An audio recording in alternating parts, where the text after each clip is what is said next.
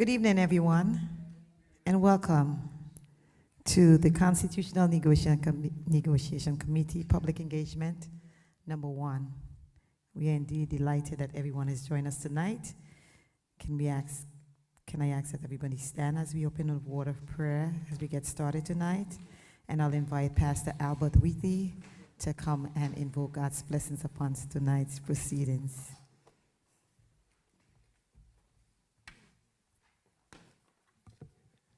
Let us pray. Eternal and gracious Father, Lord, it is to you we give all the glory, we give all the praise, God, and we give all the honor. God, as we are gathered for this very important initiative, Father, we ask for your divine presence. Your word says, except they that labor build a house, without you, Lord, they labor it in vain. So, Father, we ask that you be with us. Father, be with this team that will travel to represent these beautiful Virgin Islands. Lord, give them the insight and the wisdom and the courage and the strength. God, you have been with this country in the past with our foreparents. You are with us even now, God, and you will be with us in the future. Father, we thank you for all that you have done. Be with this government, be with these people, be with this negotiating team. Father, make every crooked path straight. I decree and I declare that we will have success because you are with us. And God, as we stand tonight and as we honor you, we are thankful, God, for what you have already done. We give you the praise, we give you the honor, we give you the glory. Bless this proceeding tonight. Bless those that will speak and those that will share and impart to us. Father, we ask this in no other name, but in the name of your Son and our Redeemer, Jesus the Christ. Amen and amen. Amen. Thank you. You may be seated. Premier and Minister of Finance, Honorable Dr. Natalia D. Wheatley, Deputy Premier and Minister for Environment, Natural Resources and Climate Change, Honorable Julian Fraser, Minister for Education, Attorney General, Honorable Dawn Smith, Leader of the Opposition, Honorable Marlon Penn, Deputy Speaker, Honorable Carl Dawson, Territorial at-Large Representative, Honorable Ronnie W. Skelton, Representative for the 4th District, Honorable Lusat Smith, other members of the Constitutional Negotiation Committee, resource personnel, ladies and gentlemen, good evening. A constitution is the supreme fundamental law of a country, defining its political structure, government powers, and citizens' rights. In the Virgin Islands, we are governed by the Virgin Islands Constitution Order 2007. In 2022, the territory of the Virgin Islands embarked on another journey in its political development with the appointment of a Constitutional Review Commission. The 16-member commission at that time, under the chairmanship of Mrs. Lisa Penn-Lettsome, began a journey to fulfill the terms of reference to which it was appointed. The commission submitted its report in November 2023. Tonight, you will hear a bit of that journey. The Commission's report was tabled and debated in the House of Assembly. Subsequently, the House of Assembly completed a report of the Committee of the Whole House on the deliberations on the Constitutional Review Commission. Tonight, you will also hear a bit of that journey.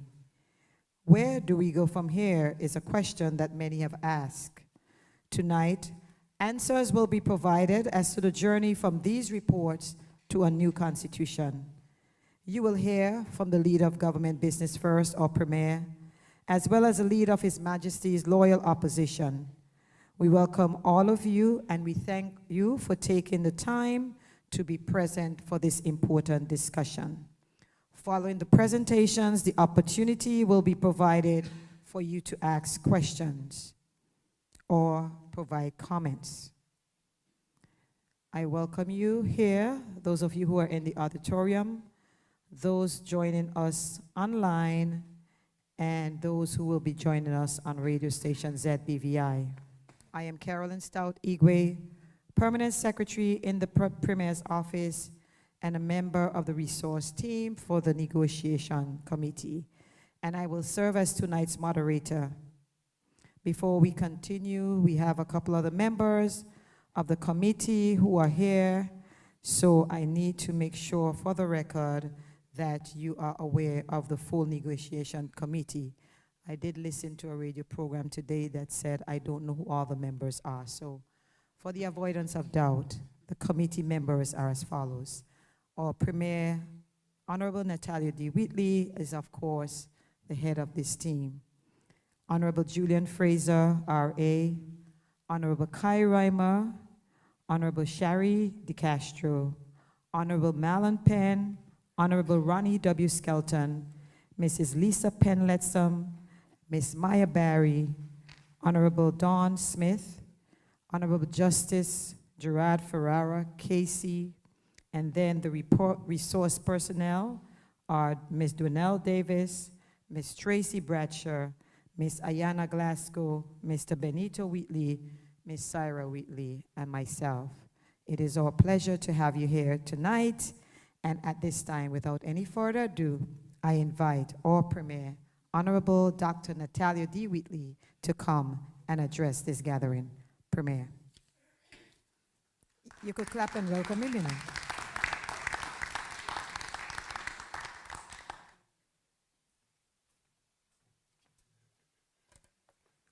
Thank you, P.S. Stout Igwe. Good evening, everyone. Let me recognize the protocol which has already been established. I'm not sure if Deputy Speaker Honorable Carol Dawson was acknowledged. So. Okay, good. Just making sure. To acknowledge the protocol which has already been established. It is an honor and a privilege to lead a team of such powerful and esteemed individuals, all committed to the task of advancing the interests of the people of the Virgin Islands, through the process of codifying our rights and responsibilities and the structure of our governance in a modern constitution. For those who have chosen to be a part of this process, whether in person or online, your presence tonight sends a powerful message that you are invested in the future of this territory and want to play an active role in shaping it. Your engagement matters. Permit me to acknowledge the presence of the Honorable Julian Fraser, Deputy Premier. Honorable Shari DeCastro, Minister responsible for Education, Youth Affairs, and Sports.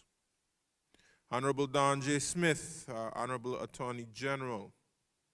Honorable Malin Penn, the leader of His Majesty's Loyal Opposition. The Honorable Ronnie Skelton, Territorial At-Large Representative. And Lisa Penn-Letsom, Chair of our current Constitutional Review Commission, and other members of the Constitutional Negotiating Team. I thank each of you for your commitment to this important national undertaking. Constitutions are among the most important instruments any country can possess. And the next constitution for the Virgin Islands will be one of the most consequential in our history. It will influence the direction of our development, the strength of our institutions, and the realization of the long-held aspirations of our people. Aspirations that have been carried across generations, including the enduring desire for self-determination, which is a human right. Modern constitutional thinking describes a constitution as a social contract, a compact between the people and their government. It is the set of rules by which a society agrees to govern itself. And because it is your contract, it must reflect your history, your culture, your way of life, and most importantly, your vision for yourselves to come. This is why participation in this process is not only valuable, it is essential. There was a time in human history when the world was comprised of mostly colonized peoples and the empires that ruled them. But a fundamental aspect of humanity is the yearning for control over our own lives and our own societies. Hence, the majority of the world is now free from direct colonialism. Independence movements from the 40s right up until the present day have resulted in a community of self-governing nations. Today, only 17 non-self-governing territories remain, a number of them British overseas territories. Despite our present status, we too have advanced our self-governance over time. This year, Nottingham Estate celebrates 250 years of freedom. In a few months, we will celebrate emancipation from slavery, which occurred in 1834 in the British West Indies. In 1949, Theodore Faulkner, Glanny Fonseca, and Carlton de Castro took a stand and 1,500 marched behind them. That movement led to the restoration of our legislature in 1950. And last year we celebrated 75 years of having our own legislature, restored legislature, and laid the foundation for the political advancement our foreparents fought for. The right to elect our representatives and to serve in elected office. Next year we will celebrate 60 years of ministerial government. This year, the year after, we will acknowledge 50 years of holding responsibility for the Ministry of Finance. Our 2007 Constitution built upon the gains our foreparents fought for. And every constitution that we have fought for has transferred more authority to our democratically elected representatives. Our foreparents' struggle was rooted in the conviction that Virgin Islanders know their needs, their priorities, and their destiny better than anyone else. The current Constitution has served its purpose for the time in which it was written. But the Virgin Islands has evolved. Our society has grown more complex, our economy more dynamic, and our people more empowered.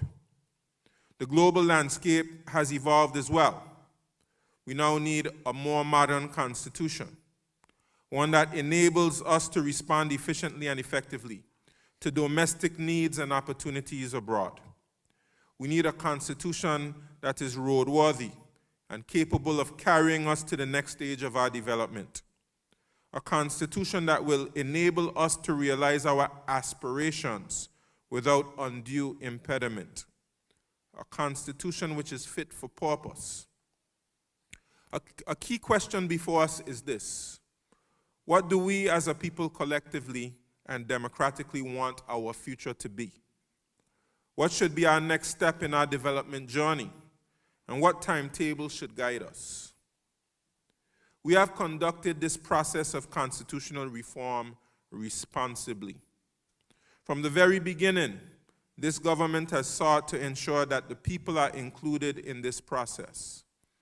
That is why the Constitutional Review Commission held more than 45 public and private meetings and school outreach sessions, engaging over 1,000 persons and reviewing 464 written submissions. I again thank the Commission led by Mrs. Lisa Penn-Letsom for their diligent and thorough work. Let's give them a round of applause, please.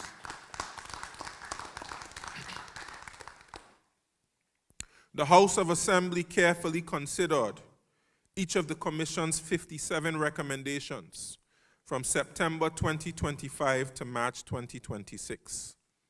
Many were adopted as presented. Some were accepted with modifications.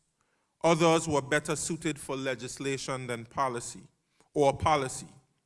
and a few were not accepted at this time. But as a body, the House, as your elected representatives, has agreed on the agenda we intend to take forward on your behalf when negotiations with the United Kingdom begin. We did not come to these positions lightly. There were a number of factors taken into consideration in arriving at a final position. Our negotiation position reflects our desire for stronger checks and balances, for strengthened democracy, for stronger accountability, for greater efficiency in delivering public services, for more scrutiny in the legislative process, for systems that work, and for protecting our culture and our heritage. And now, as representatives who believe in transparency, accountability, and democracy, we are returning to you, the people, to share the positions we propose to advance, how we arrived at those positions, and the process by which these positions will amend the Constitution. We also want to use this forum to acknowledge the extensive and comprehensive process undertaken by the Constitutional Review Committee to arrive at the positions based on your input. By understanding the process, it helps to understand the position. This evening, our goal is to increase understanding so we can have dialogue based on accurate information and knowledge. This is how we advance the Virgin Islands. To help achieve this goal, I am joined on stage by the following members of the negotiating committee seated at the table. Honorable Julian Fraser, who will shed light on the House of Assembly process to arrive at the positions in the House of Assembly report. Honorable Marlon Penn, who can speak to the process on how both sides of the House came together to form a common position. Honorable Don Smith, Attorney General, who can explain the process entailed in amending our Constitution. Mrs. Lisa Penn-Lettsome, who will remind us of the inclusive and exhaustive process of public input that shaped the CRC report, which gave us the basis to arrive at a Virgin Islands negotiating position. Other members of the negotiating team are with us and may also want to make contributions to this evening's discussion. As we embark on this process to amend our Constitution, let us remember that we are stronger together. Unity requires understanding, and understanding requires information. We are here to inform you and welcome your questions, your concerns, and your ideas. This is your Constitution. This is your future, and your voice must be part of the national conversation that leads us to a common vision for the Virgin Islands. So I thank each of you for being here this evening, and I encourage everyone across the territory to join us at the upcoming sessions. Together, we will shape a constitution that reflects who we are, what we value, and where we intend to go together as a people. Thank you, and may God continue to bless these Virgin Islands, and may we have a productive session this evening. Thank you.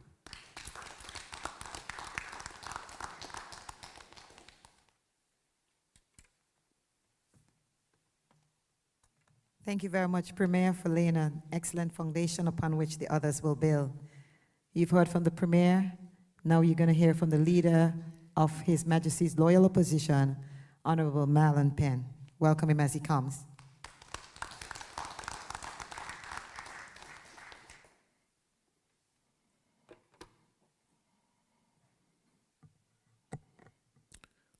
Pleasant good evening. First of all, I begin by acknowledging the Premier and Minister of Finance, Dr. the Honorable Natalia D. Wheatley, my colleagues from the House of Assembly, and the dedicated members of the Constitutional Negotiation Team. I extend special recognition to Ms. Lisa Penn-Lettsome, Chair of the last Constitutional Review Commission, and all who have contributed to this important national effort. To the people of the Virgin Islands, both in person and joining us online, I offer sincere greetings. We get at a pivotal moment in our history. The 2007 constitutional order represented a major step forward in our journey of self-governance. As eloquently captured in its preamble, that document reflected the hopes, identity, and ambitions of our people. It was more than a legal framework. It was a statement of who we are and who we aspire to become. Nearly 2 decades later, those aspirations remain alive. They are not distant ideals. They are living expectations held by our people today. And as Buju Banton reminds us in his own words, we are authors, the diaries of our own destiny. That is not just a poetic statement or sentiment. It's a truth grounded in our experience. For whenever we have been given the space to grow, to lead, to shape our own path, the Virgin Islands have always risen to the occasion. We have expanded access to education, strengthened our infrastructure, built a resilient economy, and established global industries in financial services and tourism. These achievements were not handed to us. They were built by vision, determination, and ingenuity of our people. And that is why these upcoming negotiations matter so deeply. The positions being advanced by our negotiating team are not abstract proposals. They are rooted in the lived realities and future ambitions of the Virgin Islands people. They represent a continuation of the journey that began long before 2007, and a commitment to ensure that our constitutional framework evolves in step with our development. I am honored to serve on this team, representing the people of the 8th Electoral District, and by extension, the wider Virgin Islands community as leader of the opposition. I do so alongside my colleagues from across political spectrum, united by a shared responsibility to advocate for a constitution that truly reflects the will, dignity, and potential of our people. So as we prepare to engage with the United Kingdom, we do so with clarity, purpose, and respect, but also with confidence. Confidence in who we are, confidence in what we can achieve, and confidence in what we are capable of becoming. These negotiations are not just about governance structures. They are about empowerment, accountability,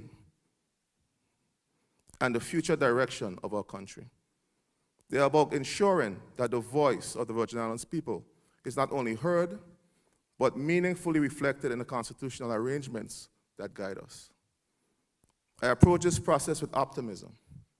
I believe that through constructive dialogue and principled engagement, we can arrive to an outcome that honors our past while positioning us for a stronger, more self-determined future. The road ahead requires unity, focus, and resolve. But if history has taught us anything, is that the people of the Virgin Islands are more than equal to the task. I thank you for your attention. I look forward to the input in the conversation this evening and the work that will lie ahead for all of us in the negotiating team. Thank you, and may God continue to bless these beautiful Virgin Islands. Thank you very much, Honorable Penn. We have heard from both sides of the aisle. Now we turn our attention back before we move forward. Mrs. Lisa Penn-Lettsome led a commission, and she's going to come to share with us a bit of that journey so that you can get that foundation as we move forward. Mrs. Penn-Lettsome.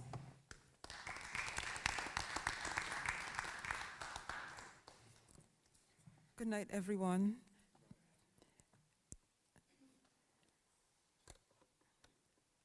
I just have a few minutes, so I just want to raise some salient points.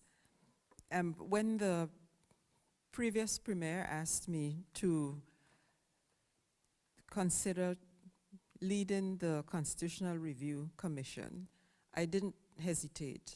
And the reason I didn't hesitate is because it is probably one of the most important ways in which you can serve your country, but also the opportunity obviously doesn't come around for a very long time. And so I realized that immediately, and I said I did not hesitate to serve. I was joined by 15 fellow commissioners, and I often reflect on the process and the camaraderie that we built over the couple of years that we took to go through the process, which I will explain briefly in the next few minutes. And as usual, in case I forget, I just want to thank them, and I always make the comment that they were very, very, very dedicated. We held 35 meetings, Saturday mornings into the afternoons, and the only reason we left at 3:30 really in the afternoon is because we had to accommodate the commissioners from overseas, but I never had commissioners ever on no occasion leave any of those meetings. And I really thank them for their dedication. I did work them hard. I told them there was no free lunch, and we divvied up the tasks, and we helped, we supported, and we got through it in the end, and we bonded, and to this day we still have our group. So you may not be aware, but once the report was handed in, all the appointments for my fellow commissioners would have fallen away, and my appointment is the only one to survive. But we still maintain our group, and I still pass information to them when I can, because as I said, we really bonded, and it was an extremely rewarding experience. So you're familiar with the report because it is still on our website, and I encourage persons to go to the website. It doesn't only have our report, but it contains resource papers as well, some briefing papers, which I personally find very, very, very informative, that's written for example, for the House of Commons when they're having a debate. You can find them there. They're well-researched, well-written, easy to read, in addition to finding the report itself. I'm very happy to hear the Premier refer to a phrase which I coined from the very beginning, which is your constitution. It is your constitution, and so the website is called, the name of the website is yourconstitution.vg.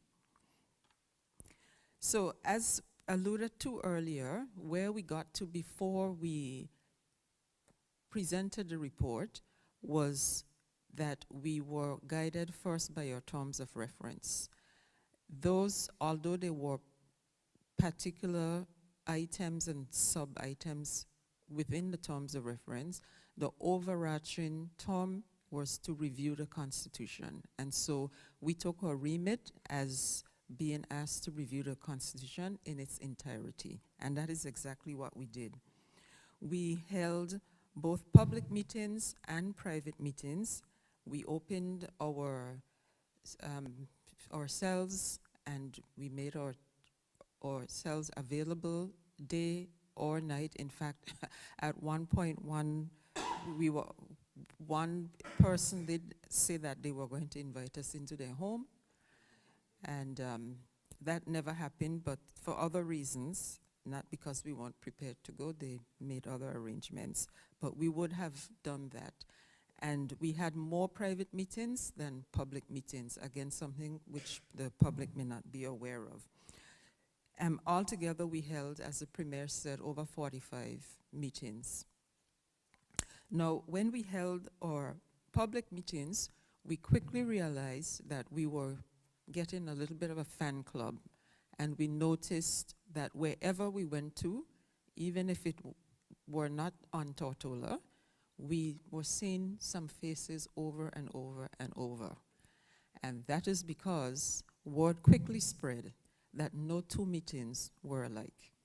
And the reason no two meetings were alike was simply because we allowed the public to lead the meetings. So they determined what would be emphasized and led the questions, and it was always very interactive.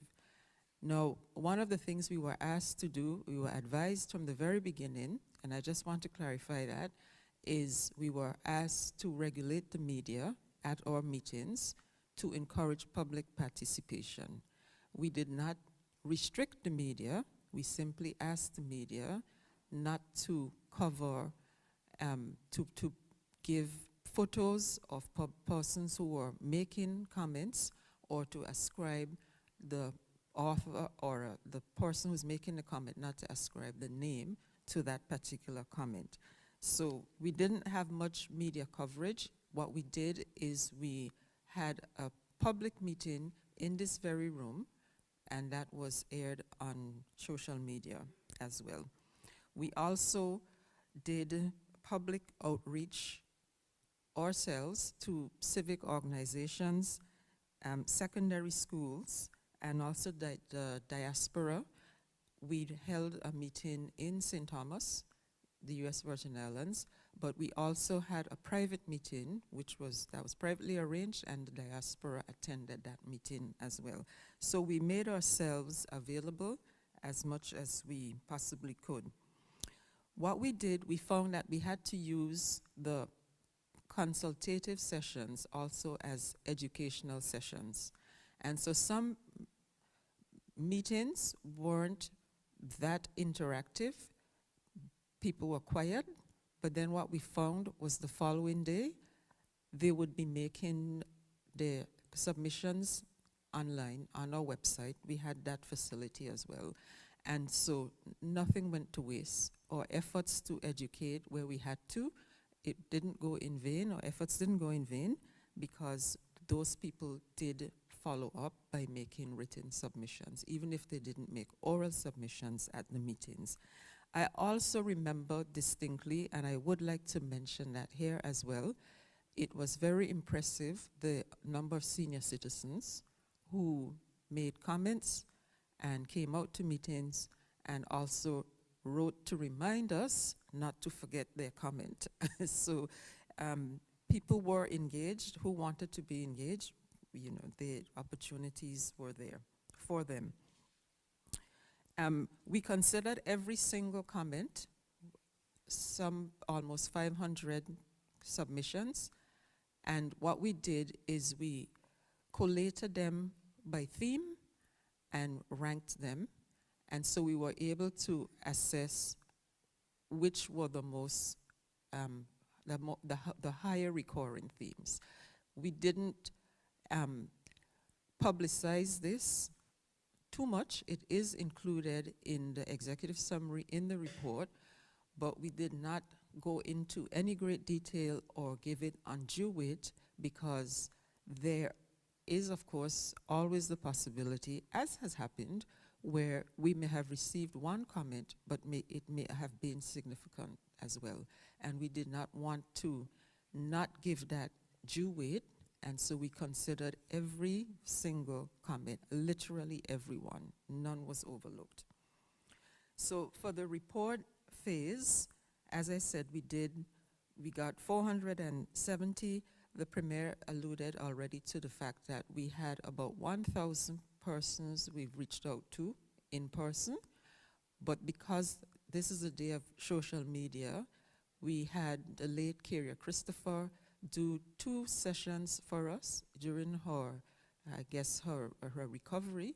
She specially came out and did 2 sessions just for us, and those garnered over, I think together, over 15,000 views across the Caribbean.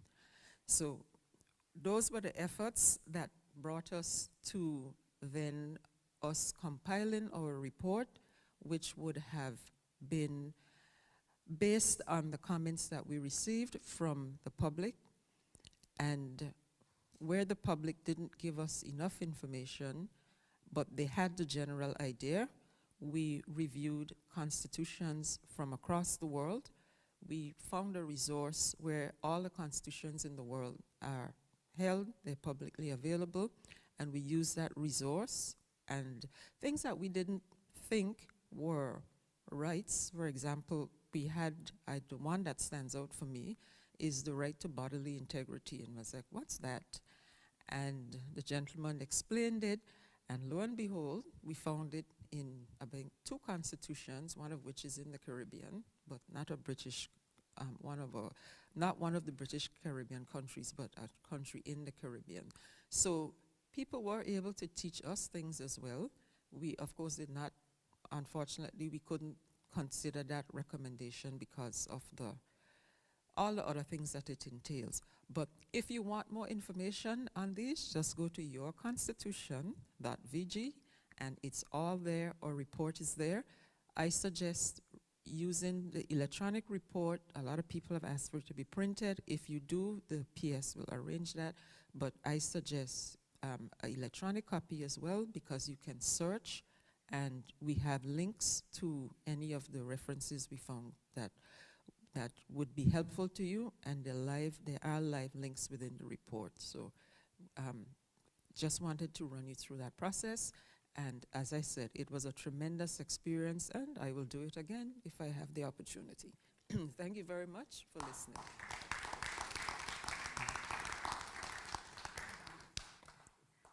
Thank you very much, Mrs. Penletsom, for telling us about the journey to your constitution. We have heard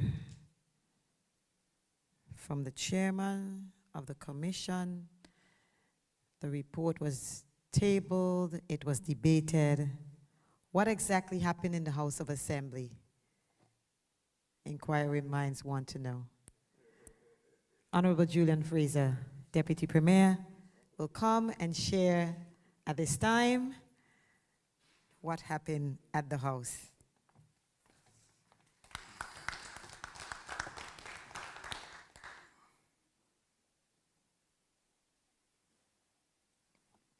Honorable Premier Natalia Whitley, Honorable Leader of the Opposition Marlon Penn, members of the House of Assembly that are here, members of this August commission that has been established to negotiate the Constitution, my platform colleagues, if you were a pleasant good evening. If you were from Sikows Bay like I am, and you had to sit on a platform like this one, raft with East End people, you had to have a lot of confidence in order not to be shaken up there. But I feel at home. I feel at home, even though I'm close to East End.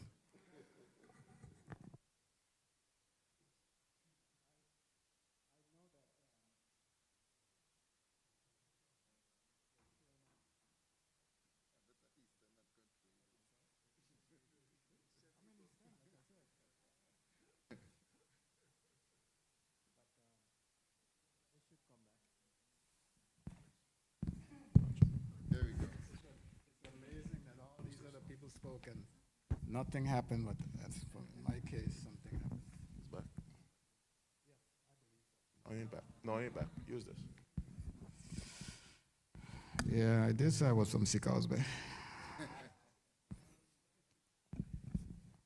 The chairman of the Constitutional Review Commission, Ms. Lisa Penletsom, I have to say that I tip my hat to her. What an awesome job she did with that commission. The former chief premier, he called me one day and he asked me to give him my opinion, a recommendation as to who should chair the commission. And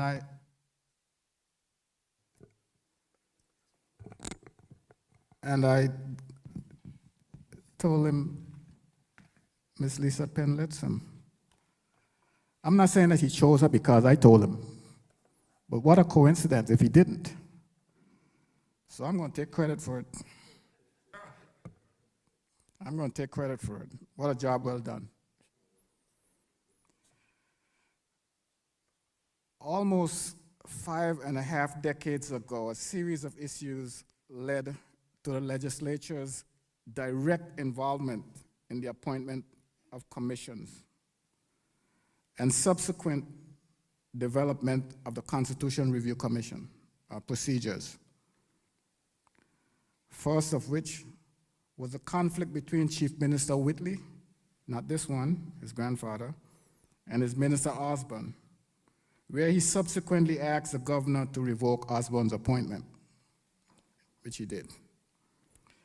The second was when former Administrator Stavely irresponsibly issued leases to 2/3 of Anegada and a major part of the foreshore of Roetown, including the mangrove island of Wickham's Key, to a British corporation that resulted into a stir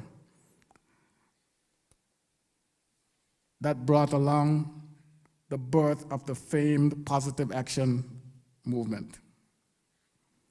The third was the decision of the Governor Codmore to commute the death sentence of a prisoner convicted of murder against the advice of the Executive Council. So in general, government's internal squabbles, the unconscionable squander of Crown land, and the reckless exercise of prerogative of mercy all resulted in the focus on the Queen's representative, with the Legislative Council requesting his recall, but was unsuccessful. The Council then concluded that the governor had too much power. So by a resolution of the Legislative Council, a constitutional committee of the whole House was established with the Speaker as chairman.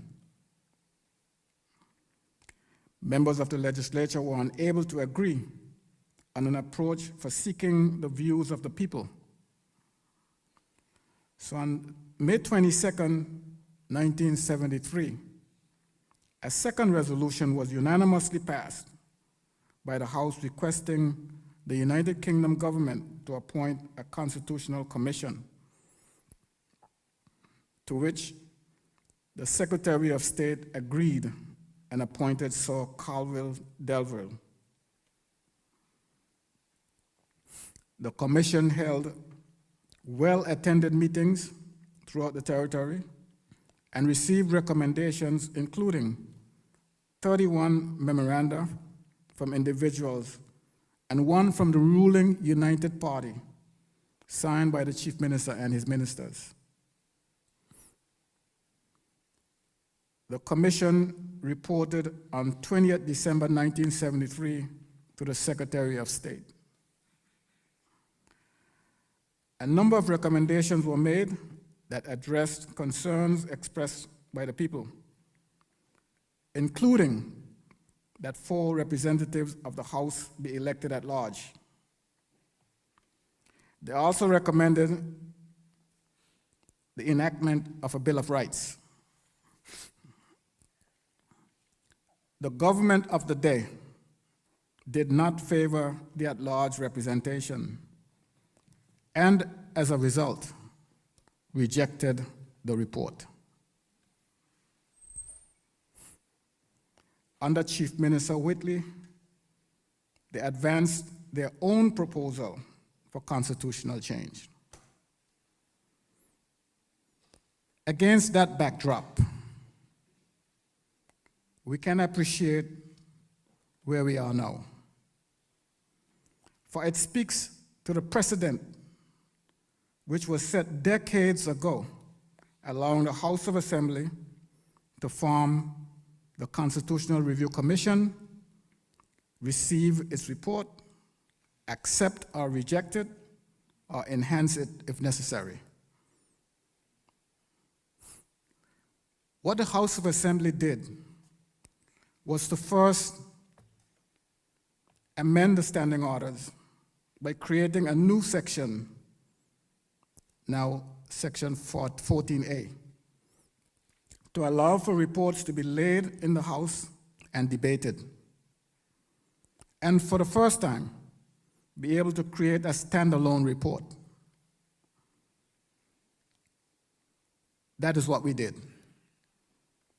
Previously, a report like the Commission's report can only be rejected or accepted. Because of the nature of this report, members of the House agreed that the outcome of the report will be the collective view of all the members, and that was accomplished. After debate, the Speaker resolved the House into a committee of the whole House, and we went through the Constitutional Review Commission's report,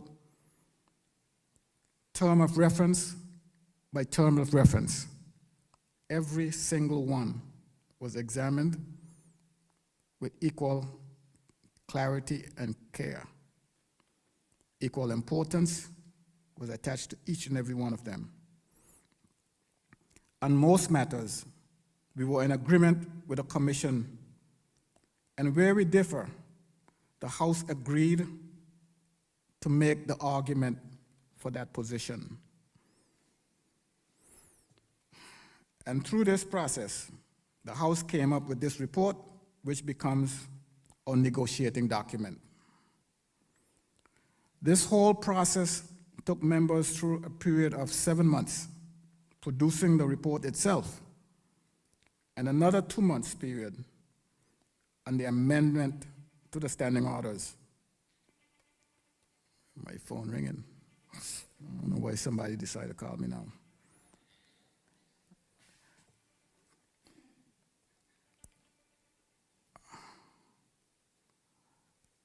Yes, we went through each and every item in that report,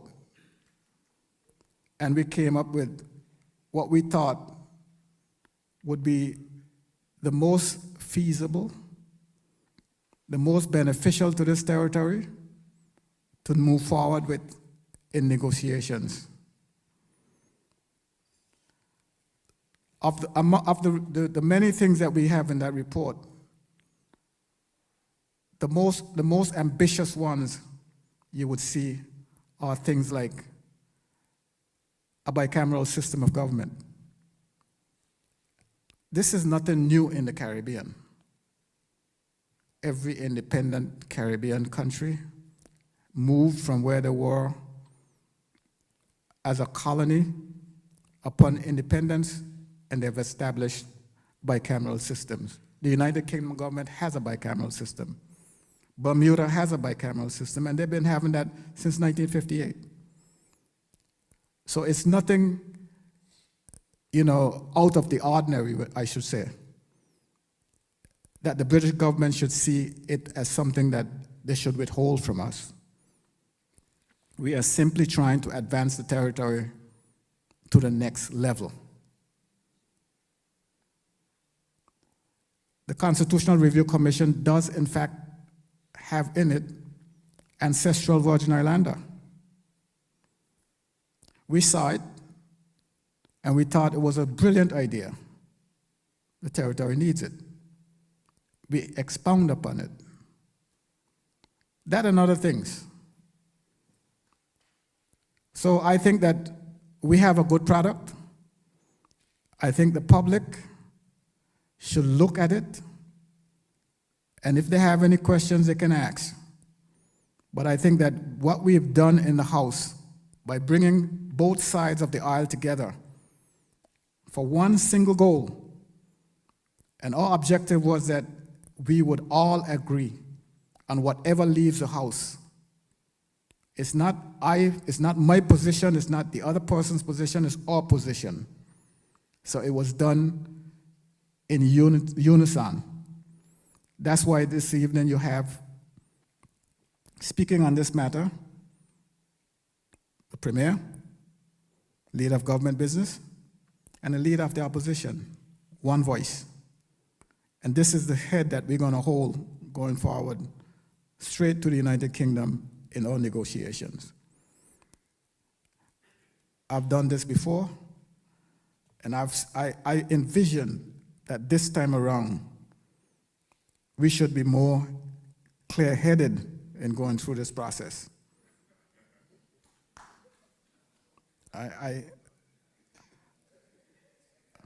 My colleague, Honorable Ronnie Skelton, was there before, and he's going back too. I'm sure he holds the same view. We are more clear-headed. When we went the last time and we asked for something, the negotiator may have said to us, well, you know, that's out of the question. But that was 20 years ago. The things that we are asking for, I think the Premier might expound upon them. It's not my place to do that now, but he might expound upon them. And I think that we're off to a running start. Thank you.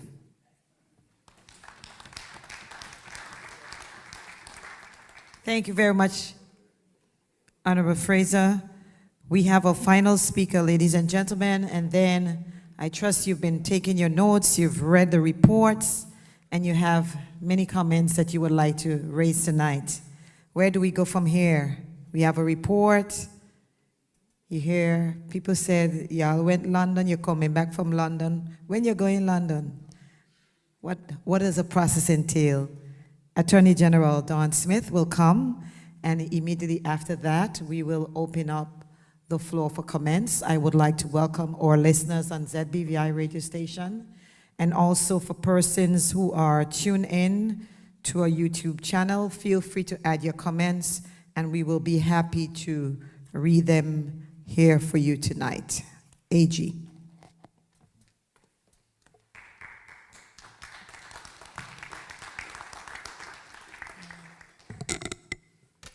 Thank you very much, PS. Premier, honorable members of the House of Assembly, chairman of the 2000 chair of the Constitutional Review Commission, that's 2002 to 2003. Sorry, 2022 to 2023, ladies and gentlemen, a very warm good evening to you. My role this evening is brass tacks, right? What exactly is going to happen when we talk about the constitutional review? Often I'm told, and I've come to believe, that it is a process. And what I can also say to you is that a substantial amount of that process is now complete. And we're moving into a new phase. And these were essential parts of the process. For example, establishing the Constitutional Review Commission. We had to do that. They had to go out and have public meetings, engage, write a report. That's all very important. It had to happen. And then the report had to be handed over. That happened. Then it went to the House of Assembly. It was laid on the table, and it was debated. That is another essential part of the process, because that's how we get to understand what the people wanted, what did they say, right? Then we had the debate in the House of Assembly. The House of Assembly took the matter to committee and deliberated, as the Honorable Julian Fraser, Deputy Premier, indicated for quite some time. All of that is part of the process, right? And you would have heard through the press reports and so on that that House of Assembly committee report was completed. You would have heard that it was sent formally to the United Kingdom as the Virgin Islands' negotiating position. That is part of the process. What will happen next is that we will have a series of meetings between the United Kingdom and the Virgin Islands. Again, that is part of the process, and that's why the constitutional negotiating team has been constituted. These will be the people on the Virgin Islands side, and then there will be persons on the United Kingdom side, and we're going to have negotiations back and forth over some months. Now, once the negotiations are complete and there's an agreed constitutional text, as happened in 2007, the House of Assembly will agree that text. Once that happens, there will be an order in council, an order in council will be drafted because our Constitution is an order in council. It becomes part of our law, but it's really an order in council. Then that draft order in council, which will set out the new Constitution, will then be approved. It will go to the Privy Council for approval. Once that approval happens, there will be royal assent, because you'll appreciate, of course, that the Privy Council advises His Majesty the King. After the assent, the publication of the Constitution is the next step. And then the Constitution will be brought into force on an agreed date. And that's when the new Constitution will replace the one that exists today. And that's really it. I hope that was clear. The long and short of it is that we've done quite a bit of work in the process. And as a jurisdiction, we should be proud of that, because it's quite hard work to bring people together, listen to their views, take them into consideration, deliberate on them, and produce a report. Even today in 2026, I've been forgetting what date it is, in 2026, the reports of previous constitutional reviews are still part of our record. We read them, we see we have made these advancements. This is how it used to be. So I want to encourage all of us to continue to be engaged with your Constitution, our Constitution, and I hope that I have been helpful in letting you know what the next steps will be. Thank you very much.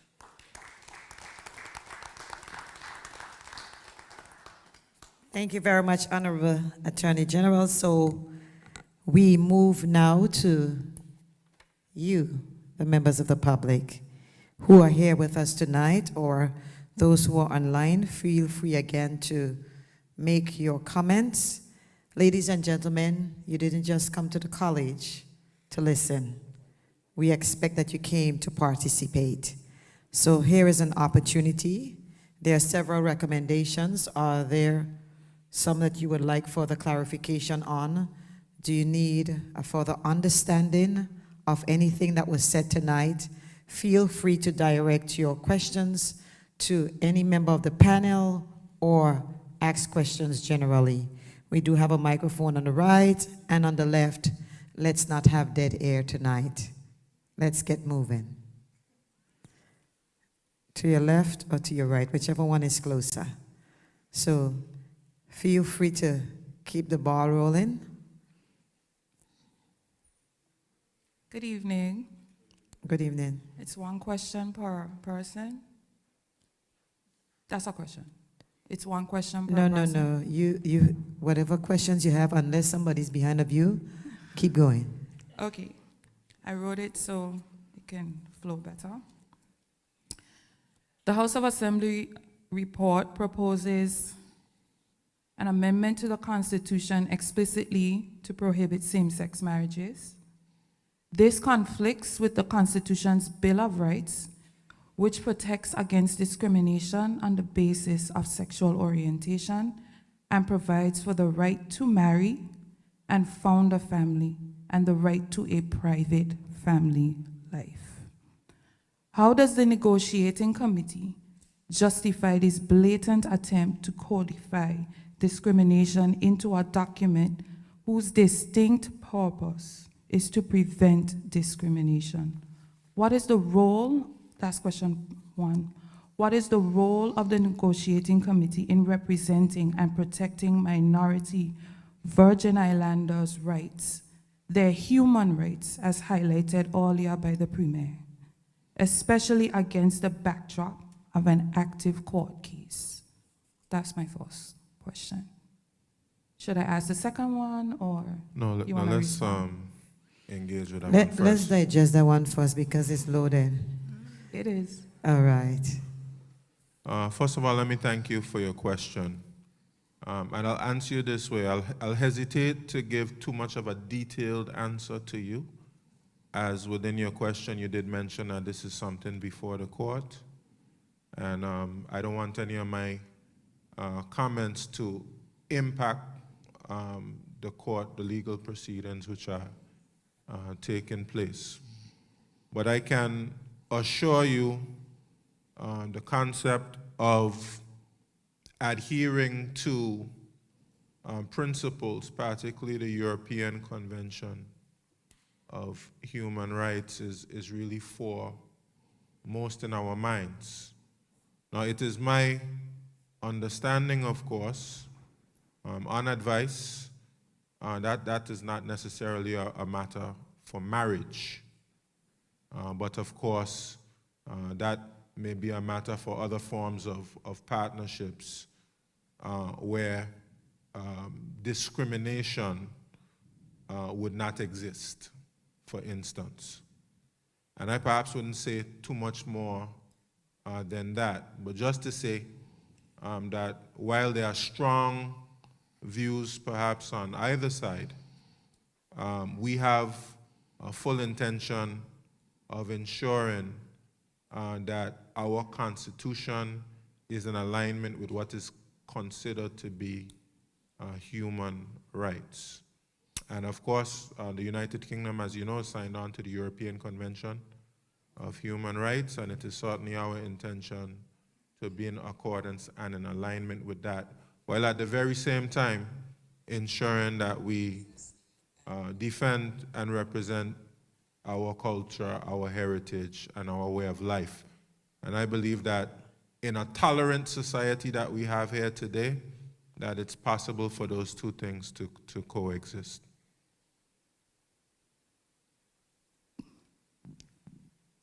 Okay, I won't follow up because I know you've already stated that you can't divulge or get into too much of that. My second question and final question. Jesus, I need my glasses. It's under the recall provisions. It says the CRC summary, the Constitutional Review Commission recommended enacting legislation to establish a recall mechanism for elected members and amending the Constitution to include recall as a ground on which a member may vacate their seat. Committee decision not accepted, alternative provided. Questions of political confidence or voter dissatisfaction should continue to be addressed through the ordinary electoral process. Members considered that recall could be open to misuse, may destabilize representative government, and may not be administratively workable in a small jurisdiction. Members also considered that existing mechanisms, when properly applied, are sufficient to address misconduct and integrity concerns. This recommendation would add, in my opinion, an unprecedented level of accountability and would tell the people that you want them to hold you accountable and in a timely manner, not having to wait for the next election cycle. Why isn't there trust in our people to not, as you put it, misuse this provision? Yeah, let me also answer that, and perhaps, I see Honorable DeCastro in the audience, and I know she did quite a little bit of research on this, and if she wishes to, she could add to what I'm about to say. But it's not a matter of not having trust in your people. There's an extensive amount of research that we did. This is a provision that doesn't exist anywhere in the Caribbean. And when we examined it as a House of Assembly, a number of practical concerns were raised. It's important for me to say that the positions that we took as a negotiating team were heavily debated, and there were very strong views on either side. And as Honorable Fraser said when he gave his remarks, we decided at the very beginning of the process that despite the fact that we may have varying views, at the end of the process, we would come up with a negotiating position that reflected the House of Assembly. So let me say there were extremely strong views on either side, some views in the House which agreed with what you had to say, and some which disagreed. And that's how it's going to be in our society. You know, you're going to have people who are going to strongly agree, and you're going to have people who do not agree. And at the end of the day, we can't allow those things to divide us.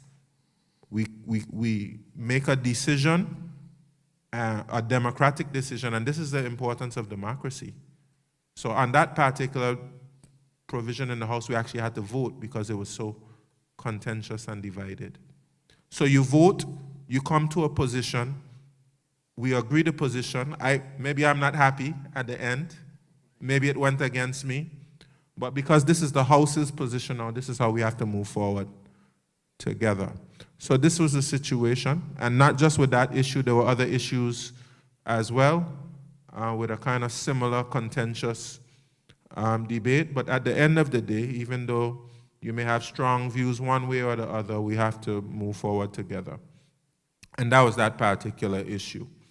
There were persons who had very strong reasons to support why that recall position should exist, and there were persons who felt that it wasn't the right thing to do. You mentioned that the recall provision doesn't exist anywhere in the Caribbean. Do you know where else it exists in the world? Well, I mean, I know the United Kingdom may have a recall position that works slightly differently than what was being proposed at the time in the House of Assembly. And California as well, California. One last follow-up question. It's broad. As I went through the House of Assembly's report, I noted that quite a few of the recommendations that would have been put forward by the committee were not accepted by the House. I guess if you could give a feel for why it is that the House as a whole seemed to have disregarded the position of the committee, which would have reflected the position of the people of the Virgin Islands on certain issues. Yeah, well, I wouldn't say that we disregarded it. And I'm glad that you asked the question because it allows me the opportunity to clarify something that I've seen circulating in the media. Quite a number of the recommendations were accepted. There were some of them that were accepted outright. There were some of them that were accepted with modifications. Now, based on how we did the standing orders, if you didn't accept it verbatim, the standing orders saw it as a rejection. That's just how the standing orders were drafted on Standing Order 14A. Okay? You could either accept or reject. That's how it was done. So we accepted quite a number of them with recommendations, but it would have been listed as a rejection. Okay? So quite a number were accepted. There were quite a number who were accepted, but we came to the conclusion that they were better suited for legislation rather than inclusion in the Constitution. And there were some which were rejected because, I'll just give an example, they were not seen to be practical or workable. For instance, some of the provisions relating to voting for a premier and a deputy premier at large, for instance, how that corresponded with the Westminster system. So that seemed problematic in a number of instances.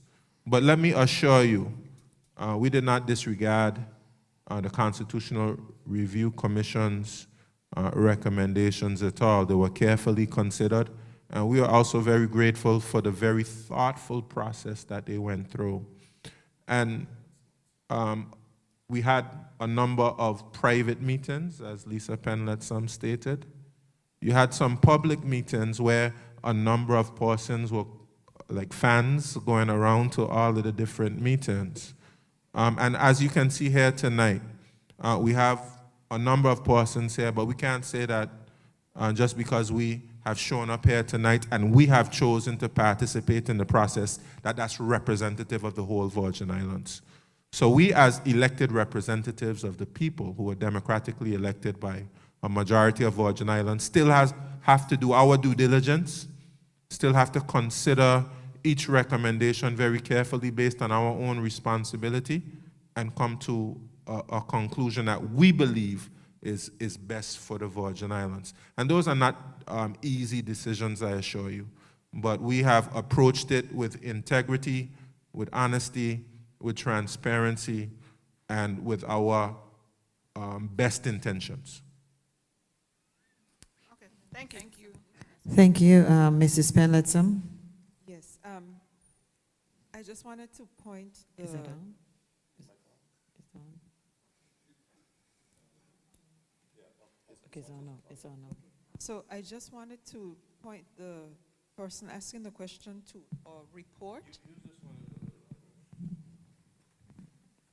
Yes, if you could go to a report on your question on which other places have the recall provision.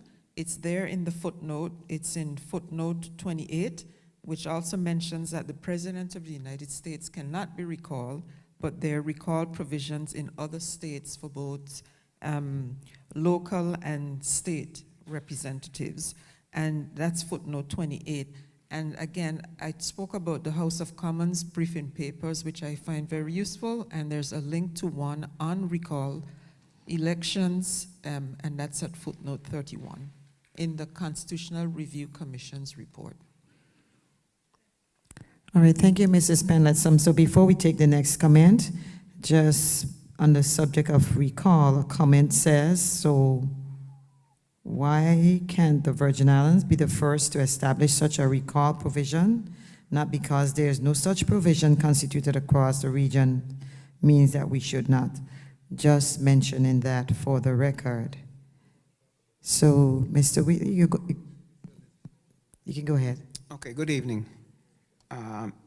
In reference to the same article that was just mentioned with, where it says no to same-sex marriage in VI, House of Assembly report, at the very bottom of that article, there is something that got my attention that concerns me to some degree. It says this: however, the proposed new constitution and negotiating team will make it clear that the country's position on same-sex marriage when they go to London. This is what got my attention. It is unclear whether the position will prevail against a liberal UK government Labour in power. It concerns me because this is almost implying that they can say no to what is in the Constitution regarding same-sex marriage, while in the same article it says an overwhelming majority of the public agrees with this position and believes that the VI is a Christian society, which it is, and that same-sex marriage is foreign to the VI culture and Christian values, which it is. So can they then impose on us what goes against the wishes of the majority of the people? Because based on this, you can come back and say, well, we didn't get through with this. They want us to do something else. So can you provide some clarity? Because I don't want you to come back and hear you saying we have to okay same-sex marriage and it goes against the wishes of the people of the BVI, because that's not part of our culture. So I don't know if someone can speak to that. So let me say this. We've put together a negotiating team. So there is a negotiation. That suggests that we will have our negotiation position, and the UK will have their negotiating position. We've made our negotiating position clear, very transparent. Of course, we've published it in a document for all to see, including the United Kingdom. We know, of course, that is an issue that's going to come up. That's an issue that they are, that they have already signaled will come up, and we'll have a discussion and a negotiation about it. But I'll actually look at your question as it pertains to imposition separately from the whole discussion of same-sex marriage. A part of our contention is that we don't want a relationship with the United Kingdom where anything is imposed on us. That is a part of our contention. We want, the UK describes our relationship as a modern relationship. And in that modern relationship, imposition should play no part. We have a process in our societies, and it is a democratic process.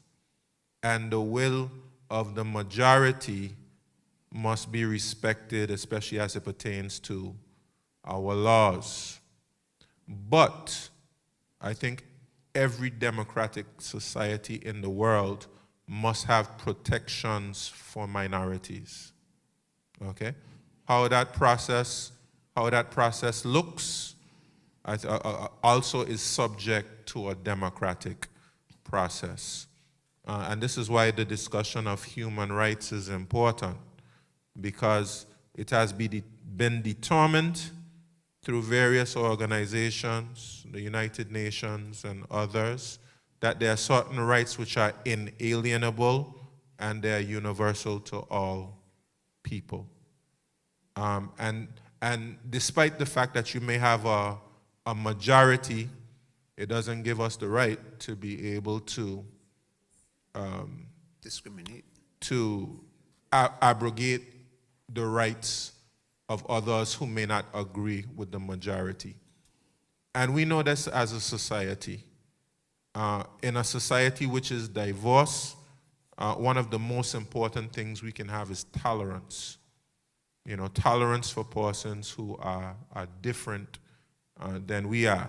So we exercise tolerance, we exercise love, but it doesn't mean that that minority also can dictate to the majority. Right. So this is I would say, the milieu that we find ourselves in any modern society. And we have to walk together and walk through these particular difficult issues, I would say. Difficult issues for any society. Okay, I like your position on imposition and your stance on it, and I appreciate that. Thank you. Thank you very much for your question. As we wait other questions or comments, someone says, congratulations on this important phase in constitutional evolution. I don't agree with the members going against the wishes of the people, and there is no way to confirm anything being said because the process was private, whereas the meetings for this process were public. Shouldn't we mature if we aim for independence? Those are some of the comments that were listed. Go right ahead, Just Senator. for clarity, which meetings were private? You're speaking about I think they're talking about the ones in the House of Assembly, the yes. committee stage that deliberated on the report. I think that's what they're referring to. Okay, it might be the case that the deliberations itself were private, but of course, we have published our conclusions for the entire society, so that is public. Okay. And the debate also was public. That's a part of our democratic process presently. And then for the benefit of persons who might be following, the questions that were raised earlier have to do with recommendation number 7 and recommendation number 38, in case you need to go back and check what exactly was being discussed in those particular areas in terms of the position that was, the recommendations that were made. Go ahead, sir.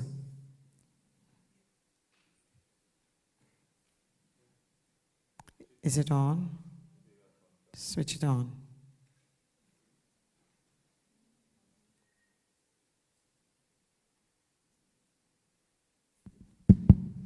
Okay. Good evening. Good evening. First, let me say, piggybacking on what it is you said earlier about human rights. I don't subscribe that we're supposed to go to no one to negotiate our human right of governing ourselves, first and foremost. That's my position. We shouldn't have to go to nobody to ask permission to govern ourselves. And the United Nations Charter says in 2030, all countries must be decolonized, which I think is a dysfunctional organization anyway. But I just wanted to make that one clear. What I want to ask now is based on the part in the recommendation for ancestral Virgin Island laws. And I want to get some clarity based on the wording. If one can trace the ancestry back, as you guys put it, to 1850. 60. 60 or 50? Yeah, 60. Why do they have to go now and be part of a fast-track system to become a belonger or a citizen when that evidence is there based on a lineage? So I want to get some clarity on that. If they qualify and they could prove the lineage of such, would in that privilege give them the right for all that is inscribed as an ancestral Virgin Islander? So let me get some clarity on that. That's an excellent question. It's something that we all looked at, thought about, but it's very tricky. You can open a floodgate that the capacity in the Virgin Islands can't hold. So we need to go through a vetting process. While they are allowed to stay here in the territory, free of immigration control, they need to go through that process. It could be an endless number of people that we're talking about. So that's why that provision is still there. And let me just add to that, to your question about once you can prove your ancestry, whether you'll have the rights and privileges. That stops at a certain generation right now. Okay? That's why we have third and fourth generation persons. So if you have lived away for a certain amount of time, you've had children, a child, that child has a child, and then that child has another child, all outside of the Virgin Islands, after a while, you're not going to be able to gain belonger status through descent after the third generation, and we've passed a lot to extend it to the fourth generation. And I'm glad you just bring up that part, because I don't agree with it. Okay. Because if we're supposed to be ancestral Virgin Island laws, coming from the descent or the lineage of person who was subjugated people in these Virgin Islands, that right should be in perpetuity. You should not lose that right even to a fifth, sixth, I don't care where they were born on the moon. That right belongs to them because they come after people. What was left here? What was enslaved people? And you're going to tell me because now 3 or 4 or 5 generations, they lose that right? We are the Indians of this land, so-called. And that right should be in perpetuity. It should not be no limitations to that right. I actually think you're agreeing with us. I actually think you're agreeing with us. That's why the ancestral Virgin Islander concept came about. But we got to fix that time with the third and fourth generation. Strike that out. And it should be, that right should be in perpetuity for those persons. So that's always been fixed now. Thank you very much. Your comment is noted, and I think the Very powerful. answer is that That is how it's being fixed. Just to read a couple comments while we await those of you in the audience to come forward. A question that we have here, why are the 2 extra seats made at large and not Anegada and Just Van Dyke, especially Anegada? That is one question that is being asked. Okay, let me deal with that, Okay. unless anybody else wants to deal with it. First of all, let me say to Deanne, first of all, to the first point you made, I agree with you. You know, we have a similar spirit when it comes to those type of things. So I completely agree with you about not having to negotiate your own human rights. You know, that's my position as well.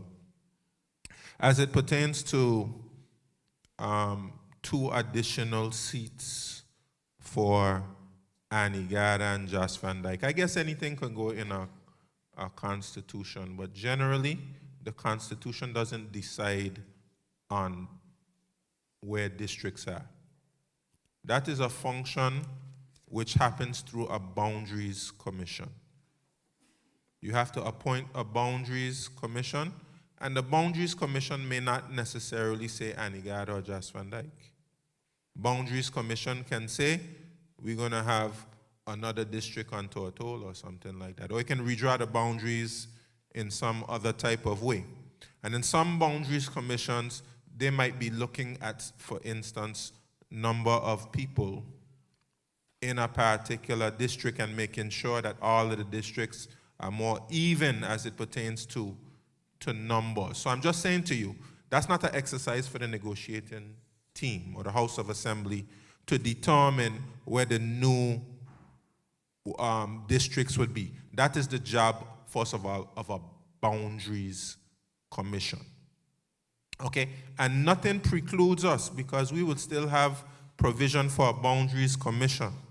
Nothing precludes us from having a boundaries commission that will do an exercise and determine where new districts will be. Nothing stops that process. At this particular time, of course, we've decided that 2 additional at-large members. One of the contentions were, of course, whether if you are adding at-large members, whether you need a boundaries commission at all. Which is because, of course, at-large is for everybody, so it's not necessarily a question of boundaries. Okay? We decided in the end to do it through the constitutional process as opposed to trying to do a boundaries commission. But there's always, this is another, I would say, hotly debated concept of whether you're going to do 2 additional district seats or 2 at-large seats. I see we have some at-large members in the audience who they fell on one side, and a lot of us who are on district fell on another side. But in the end, a few of us district persons were persuaded by the arguments of those who were at large. Okay, thank you very much, Premier. As you try to gather your thoughts, let me just read another question here.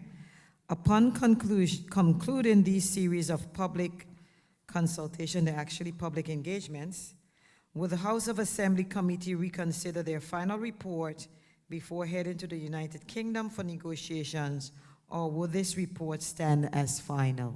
That's a question from the public. This represents our final negotiating position before negotiations. Of course, when you negotiate, in any negotiation, you'll be pushing your point, the other side will be pushing their point.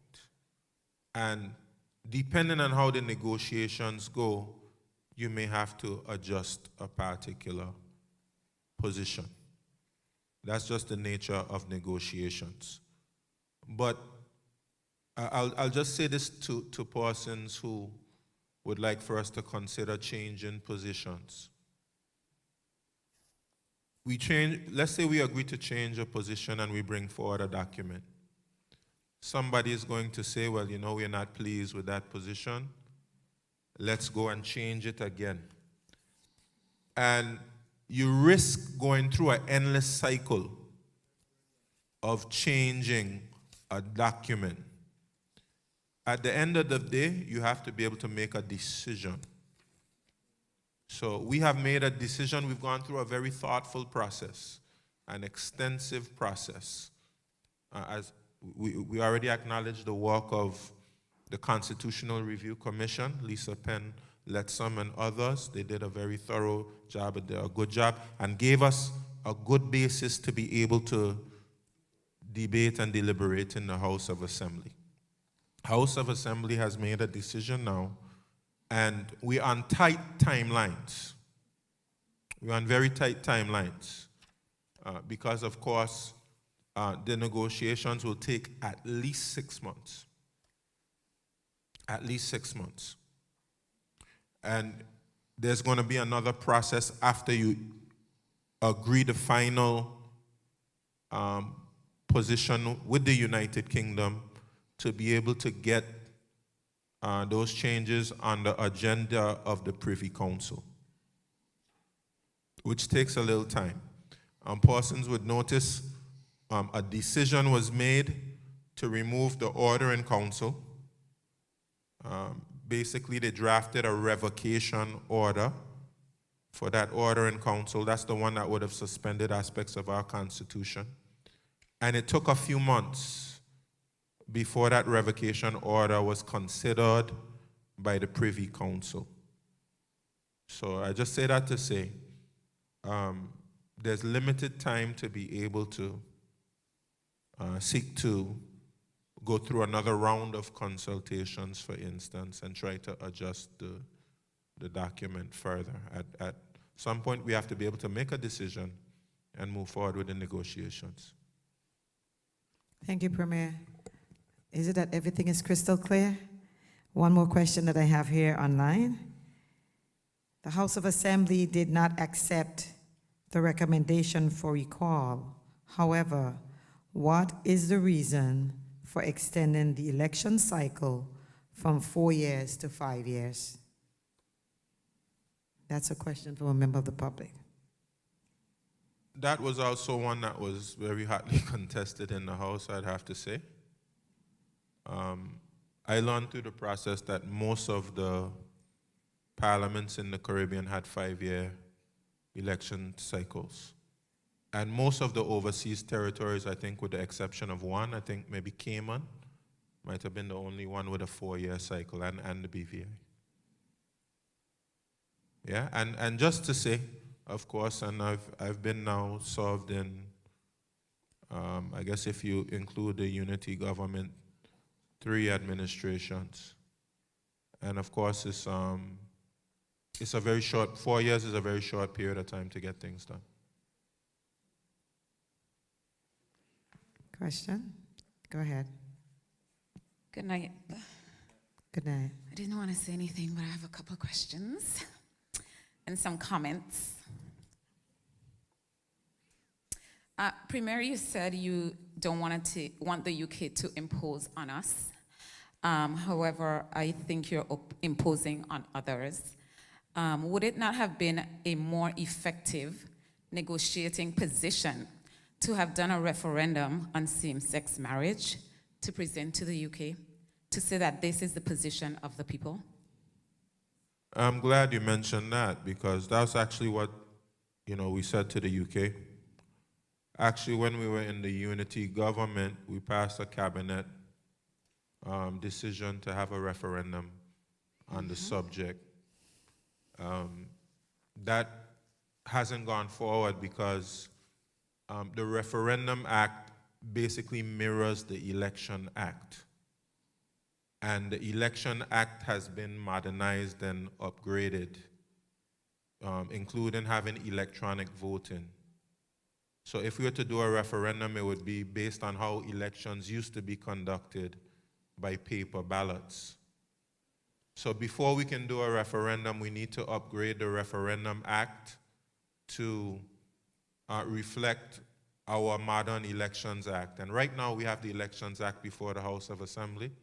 So before we modernize the Referendum Act, it's important to conclude with the Elections Act and then mirror the changes in the Referendum Act. So that's a process which is outgoing.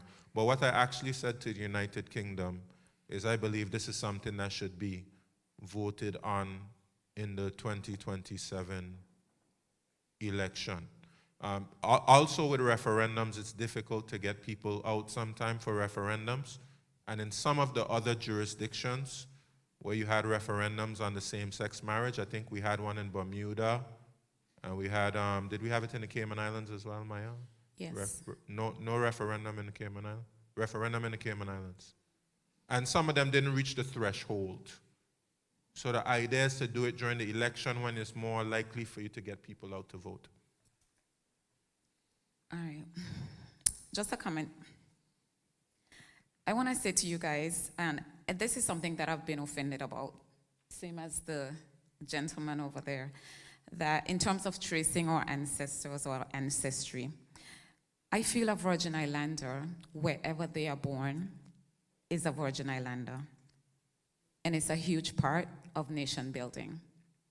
And probably why we have to rely on outside persons to constantly develop the BVI when we have so many Virgin Islanders outside that are willing to come home, but they're just, fought down, right? So just for consideration.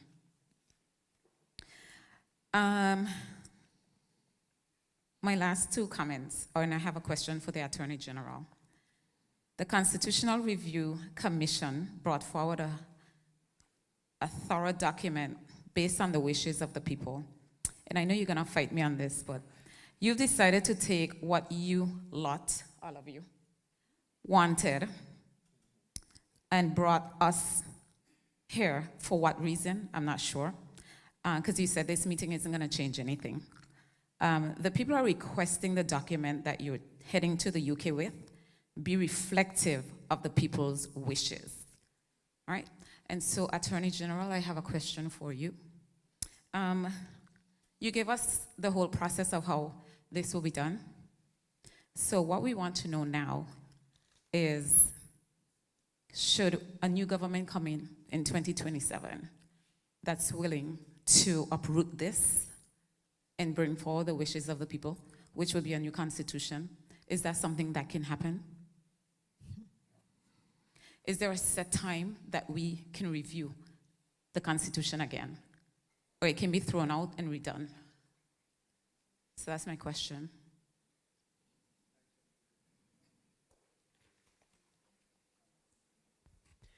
Is your question how long between Yes. a new constitution can you get a newer constitution? A reviewed constitution, yes, that reflects the wishes of the people. Well, the answer is as soon as you want it. However, the process wouldn't necessarily mean that it could happen immediately, because of course you would have to engage the entire process again. You would have to get the United Kingdom to agree to a further negotiation. So if the people want a newer constitution, it's up to them at any point in time to go through the process again. Yeah, well, a constitution reflective of what we want. Thank you. Okay, for the persons who are following, the ancestral Virgin Islander is recommendation number 35, in case you would like to do further research on that. I have another question here. Would we be seeking local government authority over the civil service, and I would say over the public service, since that is what we are now called? No, the answer to that is yes. And I can speak a little bit about that. But before, let me comment on a few things that my good friend Cindy mentioned. First of all, on the ancestral Virgin Islander right, I agree with you, and I believe a lot of us agree with you. That's why we are creating this concept of an ancestral Virgin Islander in the Constitution, which didn't exist before. Because we believe once you have ancestry in the Virgin Islands, that you should have a right, certain rights and privileges. and that's reflected in our negotiating position. As it pertains to persons in the diaspora, very soon we're going to be doing a diaspora policy to try to seek and engage persons who are in the diaspora. So we agree with you on that point as well. I won't revisit the point about throwing out the Constitution, etc. I think I've given a position on that that I'm comfortable with. But the public service, I would say, is one of the big acts that we have going under the elected government. It's important to state that most countries in the world, the public services are directly under elected government, or actually a government minister. So what exists here is not normal, it's an anomaly. It only exists in colonial context, a colonial situation. And even in situations where you have the United Kingdom has relationships with other entities. Let's take, for instance, the Crown dependencies, Jersey, Guernsey, and Isle of Man.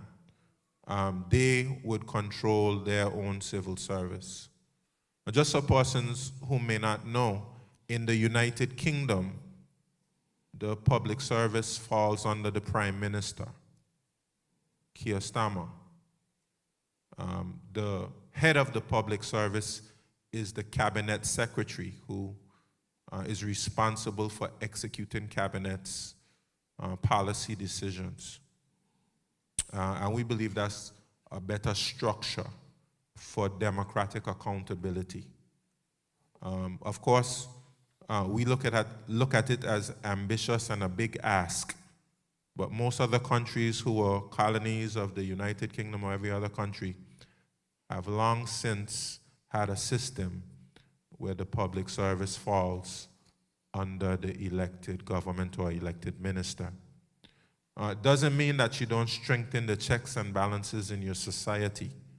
A part of what we want to do is the oversight function that the governor exercises, that oversight is transferred to institutions, not a single individual. We rely on institutions to provide checks and balances and oversight. That's why we have passed the Human Rights Commission. That's why the House of Assembly now has a commission of standards. That's why we have the Integrity Commission. That's why we have a Whistleblower Act. That is why we have a Complaints Commissioner. That's why we have strong institutions, legal institutions, and a court system which is accessible. These are to strengthen the checks and balances in society so you don't rely on a single individual to provide oversight. And that's what mature societies do. Okay, I have another question here. Somebody said, my question is in relation to recommendation 11. The people have made clear that their preference would be to have the position of Premier and Deputy Premier to be elected at large members. Premier, you indicated that this was not agreed because it did not align with the Westminster system used by the United Kingdom.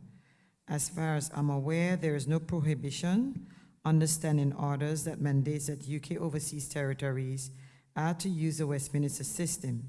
Standing orders do, however, allow the UK to agree to consider the legislative structure of territories through their constitutions.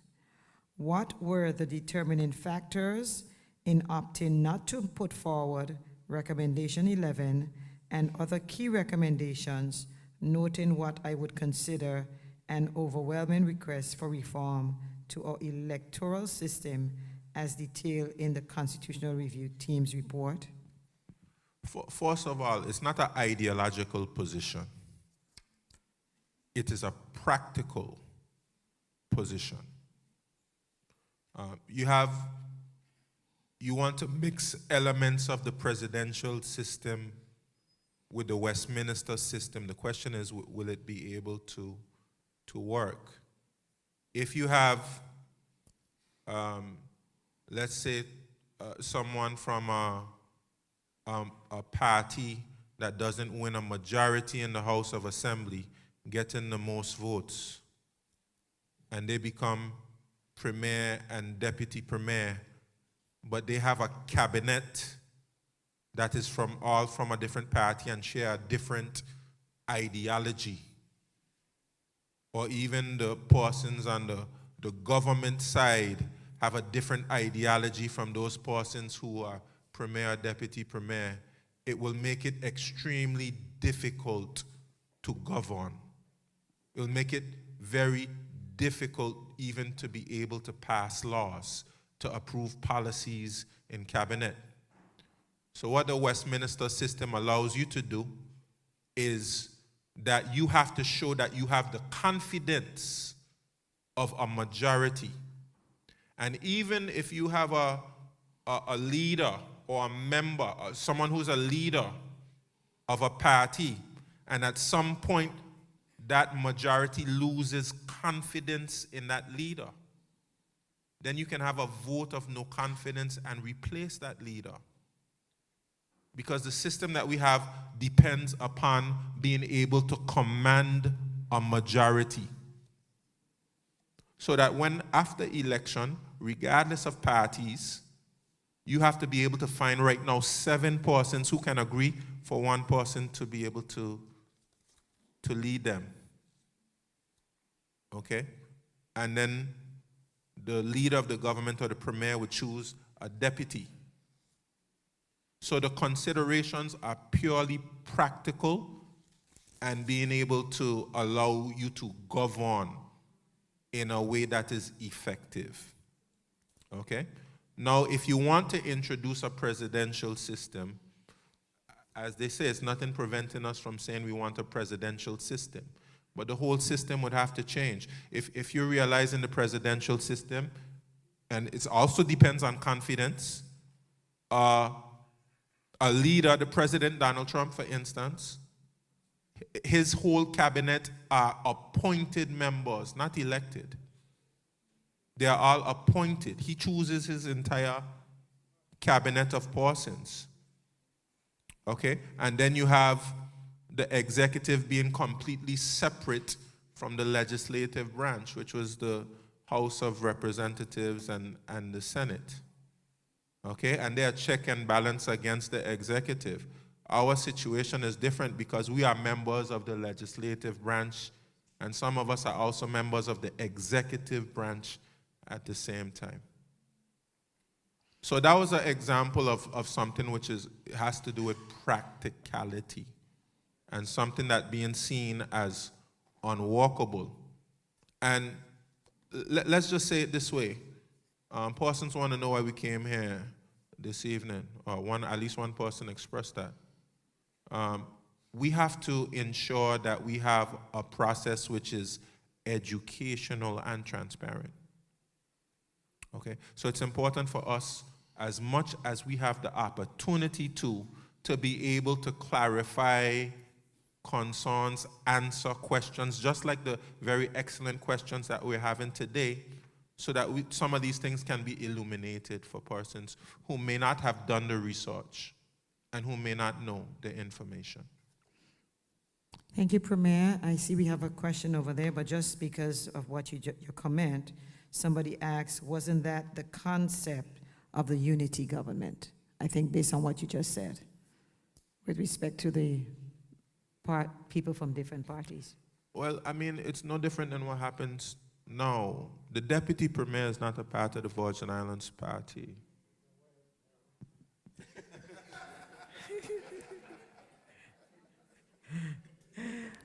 So it doesn't matter what party you're a part of. You still have to be able to command a majority, regardless of your party, regardless of what party. You know, we could have had 13 members run independently. All of them run. They have to be able to choose someone who the elected members, have confidence in. So it doesn't matter whether it's a coalition government, or it doesn't matter if one party wins outright. It is still a system which is based on confidence. Thank you, Premier. Premier, can I say this?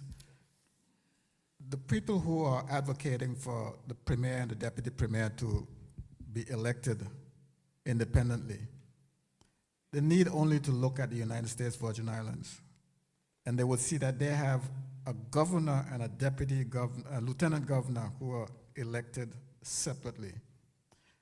What they need to see also is that the governor in the United States Virgin Islands has an administration that runs the country. The legislature doesn't run the country in the United States Virgin Islands. Unlike here, the legislature runs the country because the Premier has an administration that goes to a cabinet. But he has to come to the House of Assembly for everything that he needs. And if he comes to the House of Assembly and he doesn't get a majority in that house, his cabinet is basically is wounded, almost useless, unlike the governor in the United States Virgin Islands and all other presidential systems. So when people talk about wanting something, they must think the whole process straight through to the end, to its logical conclusion. This one wasn't. Okay, thank you very much, Honorable Fraser. There's a question over here. Yes, good night, everybody. I would like to ask the Premier this question. How come this constitution team did not form before the 18th of April, which after the 18th, the Monday, it was formed? Why did it happen? Well, it's important to state that we went through a process. We went through the process, and the Deputy Premier outlined it, right? We received the Constitutional Review Commission's report. We debated that in the House of Assembly. We changed the standing orders. We went into committee to consider the recommendations of the Constitutional Review Commission. All of this took several months. And in the same, I believe it was the same sitting in which we laid the document on the table, the very same sitting we announced the negotiating team. So I'm not sure what you're saying about the significance of the 18th, but it was all done in the same sitting. I believe if there's a point you want to make, you should make it clearly, because I'm not quite sure what you're speaking about. I have another question where, with human rights again. You're talking about the passport issue was a COI recommendation. With the COI, right? And say that again, I didn't hear that clearly. The COI, right? Right. Which determined them who born here. This passport issue was turned down. Why did that happen? The voting on that passport issue. In terms of persons born here, right, and citizenship, you should know that, you know, the BVI government doesn't give citizenship. That is a matter for the United Kingdom, and it's governed under the British Nationality Act. But you all had a chance to make a change. To the British Nationality Act? Right, because that was one of the recommendations with the COI. No, I don't think that was a recommendation of the COI. I think you need to check that again. You sure? I'm absolutely positive that was not a recommendation of the COI. Because right now we have some children right now feel so out that they born here and feel left out where they're born. And they ask the mommy, I'm getting treated so bad here where I'm born. So I'm getting... That's a matter for the British Nationality Act. So certainly, I can understand the feelings of those persons, but you should educate them and let them know that that is the British Nationality Act. That is not us. Okay, so when y'all, both team, the opposition and the government, had a vote about the passport issue, that was not part of it? No, we We didn't have a vote about passports. So what the voting was? The time when you had a voting in the House, when the opposition and the government had voted down, had a voting and That's probably what that was? when there was an amendment to the Immigration Act. When the amendment to the Immigration Act premiered. The amendment to the Immigration Act. I think Sorry, say it again. And whether when you're born you should automatically get belanger status? I think there was something in the Immigration Amendment Act, the last one. That's the only thing that was close to that. Let me say this as well. You mentioned belanger status. That's governed by the Constitution. You know, the pathways to belanger status are governed in the Constitution and generally are aligned with the British Nationality Act. Considering the fact, and the British would have an interest in it, just considering the fact that once you become quote-unquote settled, you have a pathway to British citizenship. But belangership doesn't give you the right to a passport. That's just totally local.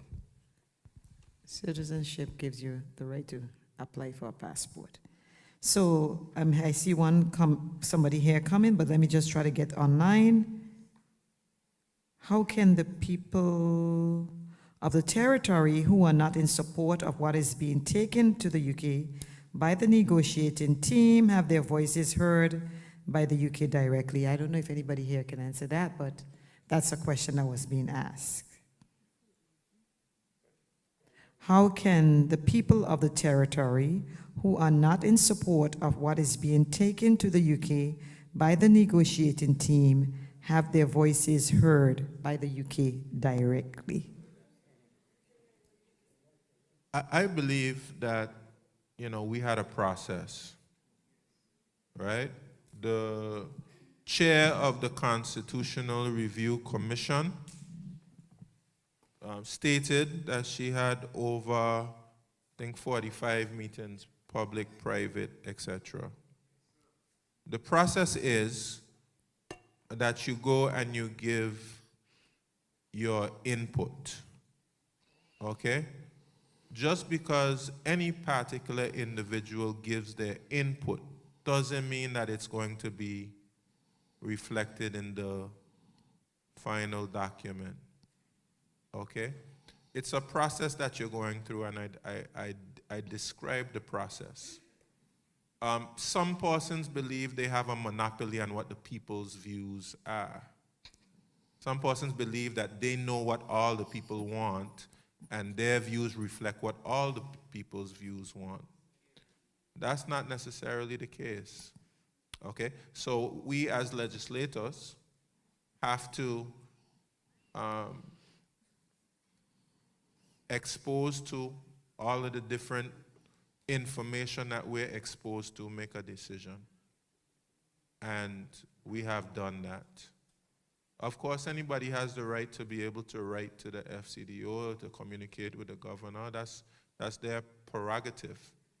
Nobody can stop you from doing that. But this document is the negotiating position that we've come to after very thoughtful consideration and engagement with a number of entities and a number of documents and lots of different information.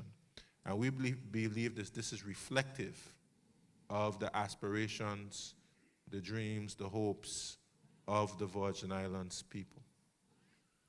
Thank you. So if you want further information on the 5-year election cycle, that's recommendation number 53. Go ahead, sir. Good night, everyone. So I just want to make a comment here, right?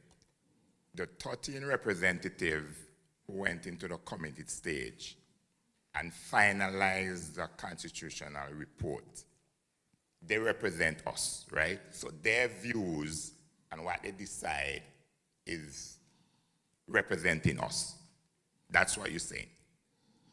Well, it would always be my aspiration, hope, and wish to best represent the people who elected me. And I would say that's the same for all the other members of the House of Assembly. Right. Because see, there's a thing in democratic system, right, where when I vote for you to represent me, then I kind of say, okay, you know what? Your views are my views. So you have, earlier the statement was like 1,000 people submit information.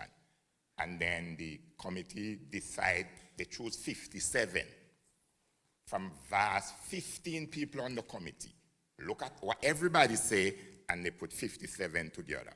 Now the people who represent us, which is the 13 representatives, sit in a committee and say, okay, you know what? Let's negotiate, let's rationalize this, and then what we bring here is for the people. That's what you guys are saying. Right. You see, we have to just be straight because those people understand. When you select somebody to represent you, you could tell them, I want you to do this, but they have to look at it. And then, does that make any sense? And then, you know what? Because I don't tell you to represent me already. Sometimes we just try to stay behind walls and hide, but we have to tell people that I representing you. When we look at the issues, we say some of these things we can't take, some of these we're going to take. Now you make a statement about children who born here from parents who are not here. And you say the belonging status is a constitutional thing, right? You also say citizenship, to get passport if you're born here from a non-Bill Islander, is England, right?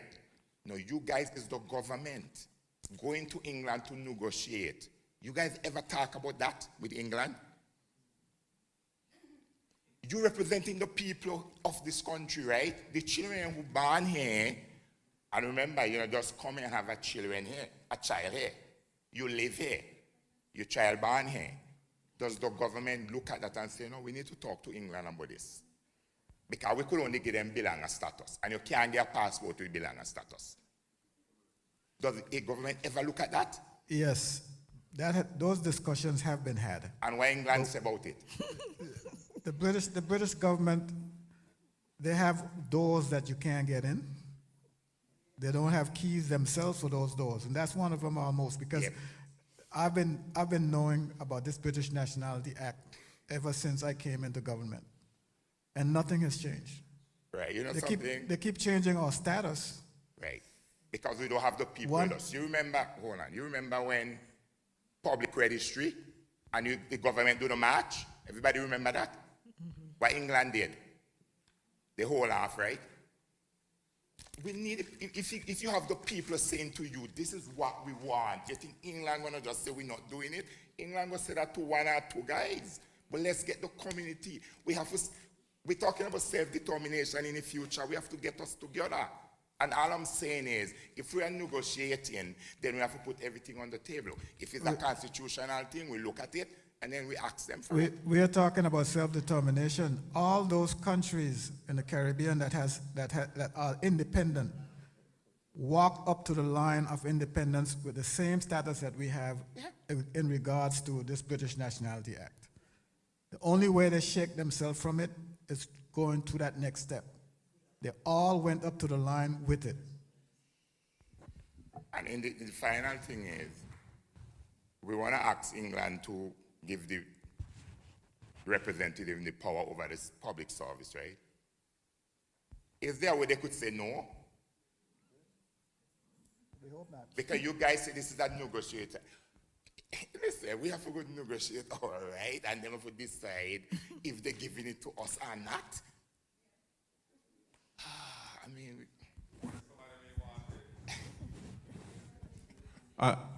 You know, I would just say, and this is my basis, right? There's something called colonialism. Colonialism is where one group of people control and dominate another group of people, able to make decisions for them. They can't make decisions for themselves. That's the situation we're in. The United Nations passed resolutions saying colonialism should be no more. These were passed in early 1960s. You know, I can give you the names of the resolutions. One was 1514, one was 1654. Right? These things say colonialism, no more. The United Nations mandated that we set up a committee. They call the committee the C24, Decolonization Committee. We also have Article 73 of the United Nations Charter that says that the administering powers, a person who has colonized us, they have a responsibility to the progressive development of your institutions. So international law dictates that they should decolonize. Now, whether they have respected international law sufficiently will be really the basis of our negotiation. I believe if they respect international law, they should transfer responsibilities from the unelected governor to democratically elected individuals. But of course, that will be the challenge and the test for them to live up to international law and the principles of democracy and self-determination as a human right. So if they argue against that, they argue against human rights. You don't have to answer and me. International law. You don't have to answer this, but do you think they acting like they respect international law? Okay, thank you very much for your comment. We are, sorry? Yeah, go ahead. Yeah, I just wanted to make the comment to clarify something. Is that on? Only the Premier's mic works. So I just wanted to clarify something to sort of, strip the passion away from everything that's happening and make it a bit easier, I hope, for people to understand what's going on. Because we are a dependent territory of the United Kingdom, you're not going to be able to change that. The United Kingdom controls who gets their nationality. And nationality, when you talk about passport, you're talking about nationality and the United Kingdom. As a dependent territory, we cannot determine nationality. What we determine is, I'm going to use the word citizenship, but that's not the right word you use for a dependent territory. But I'm going to use that word loosely. What we determine is citizenship and an immigration status, and that is what you call belonger status. So there's a difference. So I know there's a lot of commingling, but we have to be always mindful of that distinction, okay?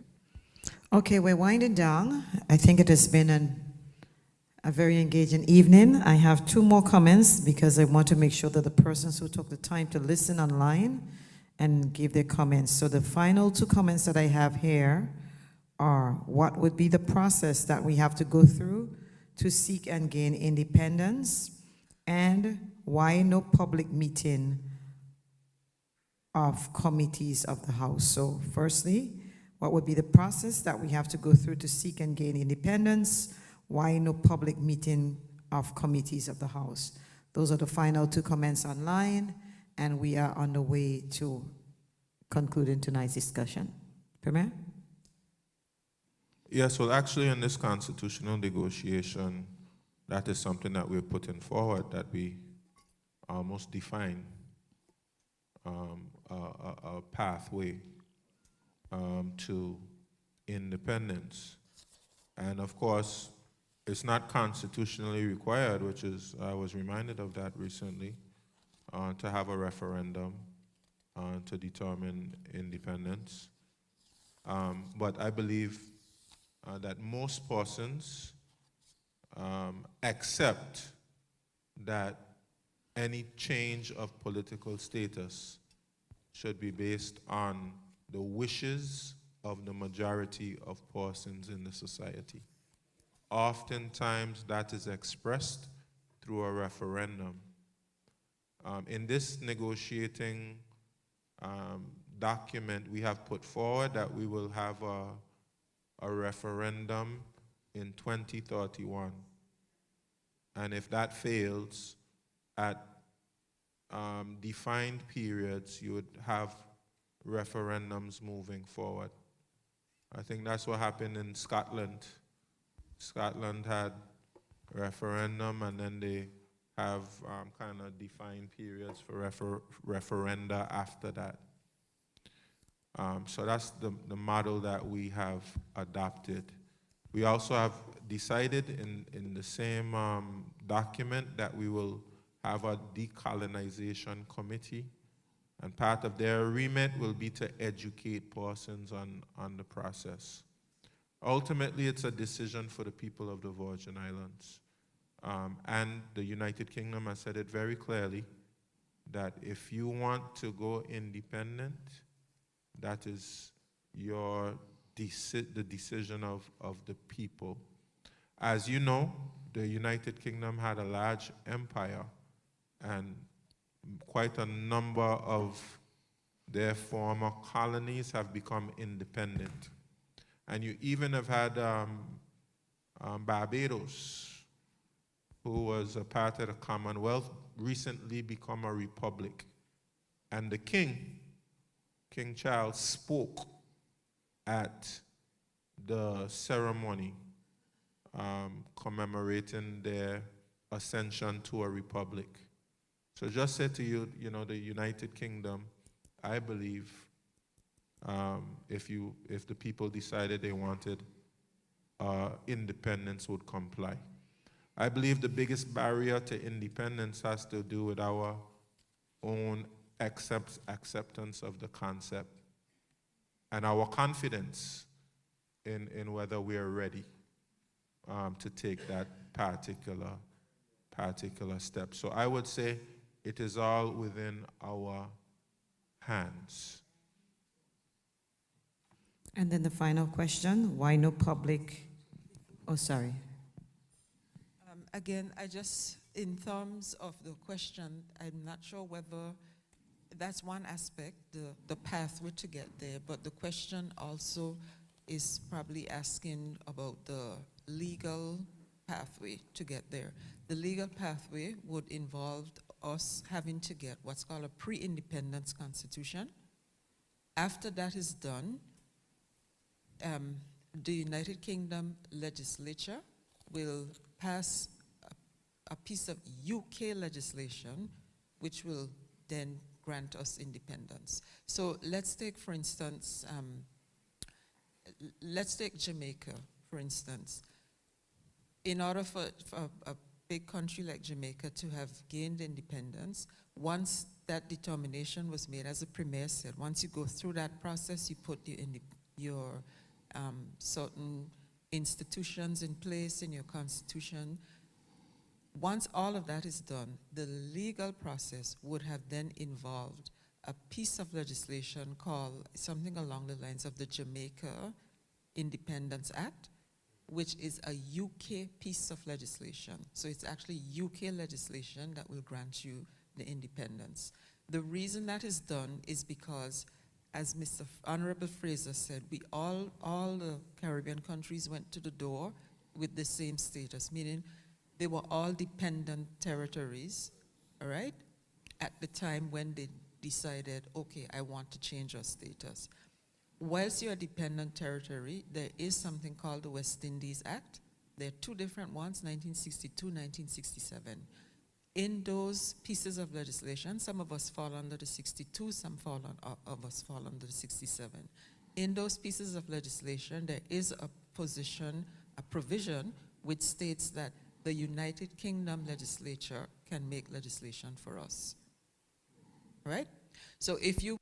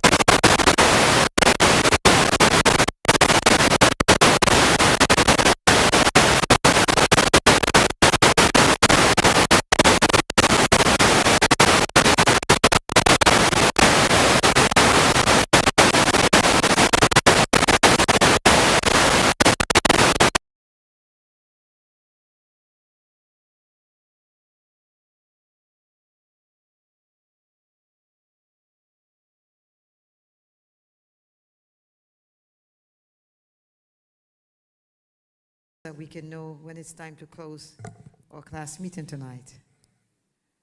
Okay, somebody on the side. Okay, go ahead, sir. Good evening. I want to congratulate the committee on the efforts that they have put in so far. And I know that this journey is challenging. It is important for us to know that what I continue to hear is a lack of education across the community in leadership affairs, the structure that we follow in as a country. And I'm hoping that if decolonization is something that we want, then we not only ask the United Kingdom to not participate in colonization, but we ourselves start to not participate in our own colonization and start to use different terminologies. Instead of saying dependent territory, we might want to say a developing state. And again, I continue to make the point, instead of saying Crown land, we would say Virgin Islands land. If we really believe in international law and that we are freed people and that colonization was a crime and it has been ruled that way, we would start to use different terminologies. We would also, in our school system, from a young age, prepare our children for that independence that we're talking about, or that self-governance that we're talking about. So you would find that in our school system, that the independent thinking would be there. It would also be there in our college, which it doesn't exist. And I have found nowhere where this good analysis of the structure of independent government exists as something that we practice or that we think about on a regular basis. But we are hoping to have a referendum in 2030 or 2031. So I'm just cautioning us, because the majority of countries who have done independence through referendums have failed for not being prepared, not understanding how confusing it could be when my brothers call themselves His Majesty's government, and people figure that His Majesty is the one who decides for us, and we ourselves don't live up to the decolonization concept or the international law. I won't say any more on that. One of the questions I had about this Constitution would be, when the Constitution is violated. There has been quite a bit of discussion over the last few years about the governor violating the Constitution, whether we're prepared to litigate it, whether there's some recourse that we take, or only an option is that confrontation. What do you see as when the Constitution has been violated? Because if you had one before and certain principles weren't followed, there was some discussion about in the National Security Council whether there's even a vote. And every board that I have sit on, we have had to make a vote when things are going to be put in place. Does that happen in the National Security Council? And so even if you put these concepts in the Constitution, if they're not being followed, what is the recourse? Thank you. Yeah, I'll just answer briefly, because I know the night is fast spent.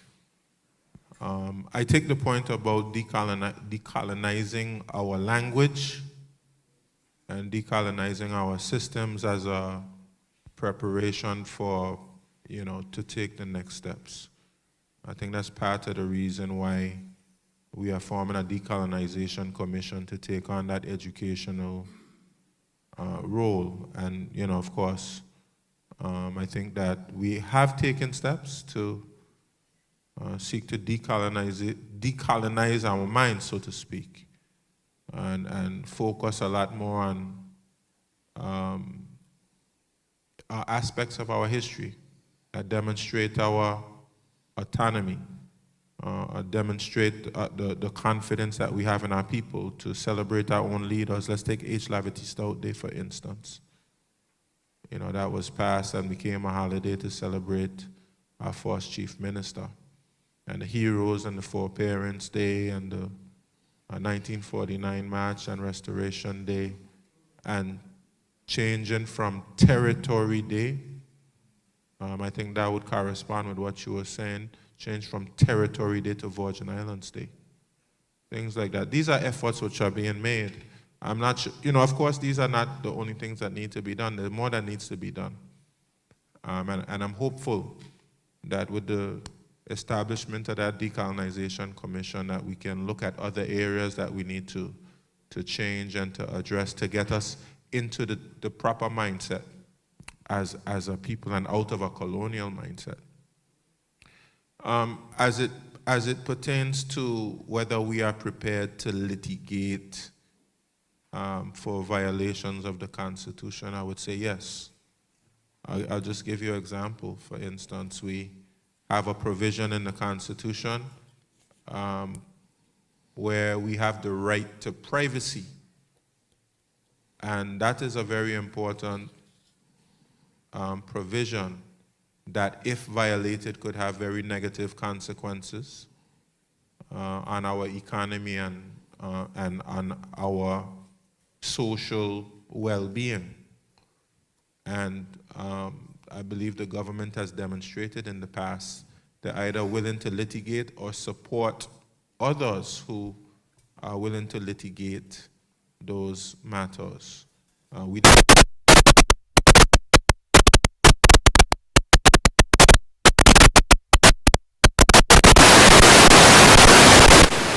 government who had the court case, but an individual had a court case, and the government was supportive of that individual having a court case against the United Kingdom. government on this whole concept of imposing public registers of beneficial ownership. And I believe that, we would have to take a similar approach, depending on the particular issue. Some things we might do through advocacy, through this discussion and dialogue. Other things we may have to outright take to court after receiving legal advice. Okay, thank you very much. I heard there was one more comment before we close.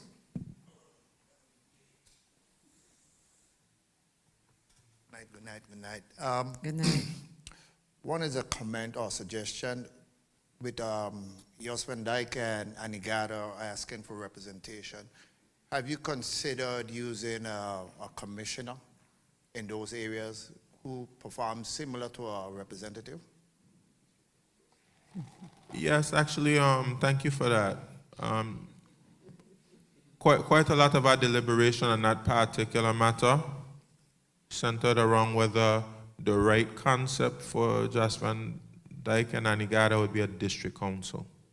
Now, I know that the Constitutional Review Commission had extensive discussions on district councils and was supportive of the district council's concept. I have to tell you personally, I'm very supportive of the concept of district councils. And actually, I think that having a form of local government can even be more effective than having a representative in the House of Assembly. Because, of course, Anegada is very remote, and Jos van Dyke is closer to Tortola, so not as remote. But having certain aspects of your governance that you control through your own district council, I believe might go a long way in addressing some of the concerns with the remoteness of both Anegada and Jos van Dyke. Thank you. You mentioned democracy, and that's something that's been troubling me for a bit too. So I want to do a little piece here that on democracy, right? Democracy is a system of government where power belongs to the people, allowing them to choose leaders and influence decisions. Often described as rule by the people, it relies on free elections, equal rights, and the rule of law to ensure government serves the citizens rather than oppress them. So the question is, which of the democracies we follow? Is it direct democracy where citizens participate directly in the decision making, such as voting on laws or policies initiatives rather than relying on intermediaries? Or representative democracy, citizens elect officials to make decisions, create laws, and run the government on their behalf? We practice a representative democracy, but our democracy is incomplete, as we've been stating, because we don't control all aspects of governance. So we have a mixture of a representative government and really a colony, where you have unelected persons who, wield authority over, the citizens. So if we are in a modern partnership with the UK, right, shouldn't we be given the powers invested in us towards our sovereignty, our freedom, and towards a democratic society and independence? Well, I'm glad you agree with us. I'm glad you agree. That's the whole basis of, or at least a portion of what we are arguing for. So what kind of modern partnership is that? If they're still denying us with the colonial structure in place, still taking actions as they are with a governor that we don't even participate in the election of the governor. And that's something I think that we need to be able, if we're going to be under this for a while, in the meantime, while preparing for independence of the colonializer, right? Why aren't we asking for permission, well, not permission, to participate in the selection of any governor that's being sent to us? Yeah, I agree with you. I don't think that's modern. I think it's archaic. And that's a part of our challenge to the United Kingdom, is to give us a constitution which is more modern, that reflects partnership, and reflects more the principle of democracy, which is, you know, you have countries that go about and promote democracy, freedom, and all of the tenets of democracy. So our challenge to them is let democracy be reflected in our constitutional relationship. And one other thing is, I often smile when the legislators and what's not travel, and when you're speaking even here tonight, the colonialized brainwashing is still within you all, calling yourself British Virgin Islands. And the governors never call us British Virgin Islands. The Constitution says the Virgin Islands. So why aren't you guys refraining from calling us British Virgin Islands? We're not British Virgin Islands, we are the Virgin Islands. And that's the fight we've been having now, because we have another set of islands that adopted our name, our rightful name. So when are you guys going to refrain from addressing us as the British Virgin Islands and not the Virgin Islands, who we truly are and always was? Yeah, well, I know there are some persons who feel very passionately about that, and I don't give them wrong. Of course, the Virgin Islands is our legal name, but I know there has been an argument put forward especially from a tourism perspective, of distinguishing yourselves, because of course, as you rightly have stated, the United States Virgin Islands refers to themselves as the Virgin Islands, and it's important for you to make clear that you are not them and they are not you, especially from a tourism perspective and other perspectives. But, you know, that's been an argument that's been going on for a long time. I don't think it's the subject of our constitutional negotiation right now. But it's an argument that I'm willing to entertain, you know, when it comes up and have the discussion. Yeah, well, that was just a comment outside of it, because you keep using it here, you know. If you're going to use the abbreviations of BVI, just say Beautiful Virgin Islands. Yeah, that's what I mean when I say BVI. Thank you. Have a good night. Thank you very much for your comment. Ladies and gentlemen, it has been a very engaging evening. We want to say thank you very much for coming out. Thank you for your questions, your comments. We thank the members of the panel for their presentations and for taking answers and offering feedback. Premier, as the head of the team, we allow you to give your closing remarks before we conclude tonight's presentation. Thank you, PS. Let me express appreciation to you who have come here physically, present in the auditorium. Your presence here is very much appreciated.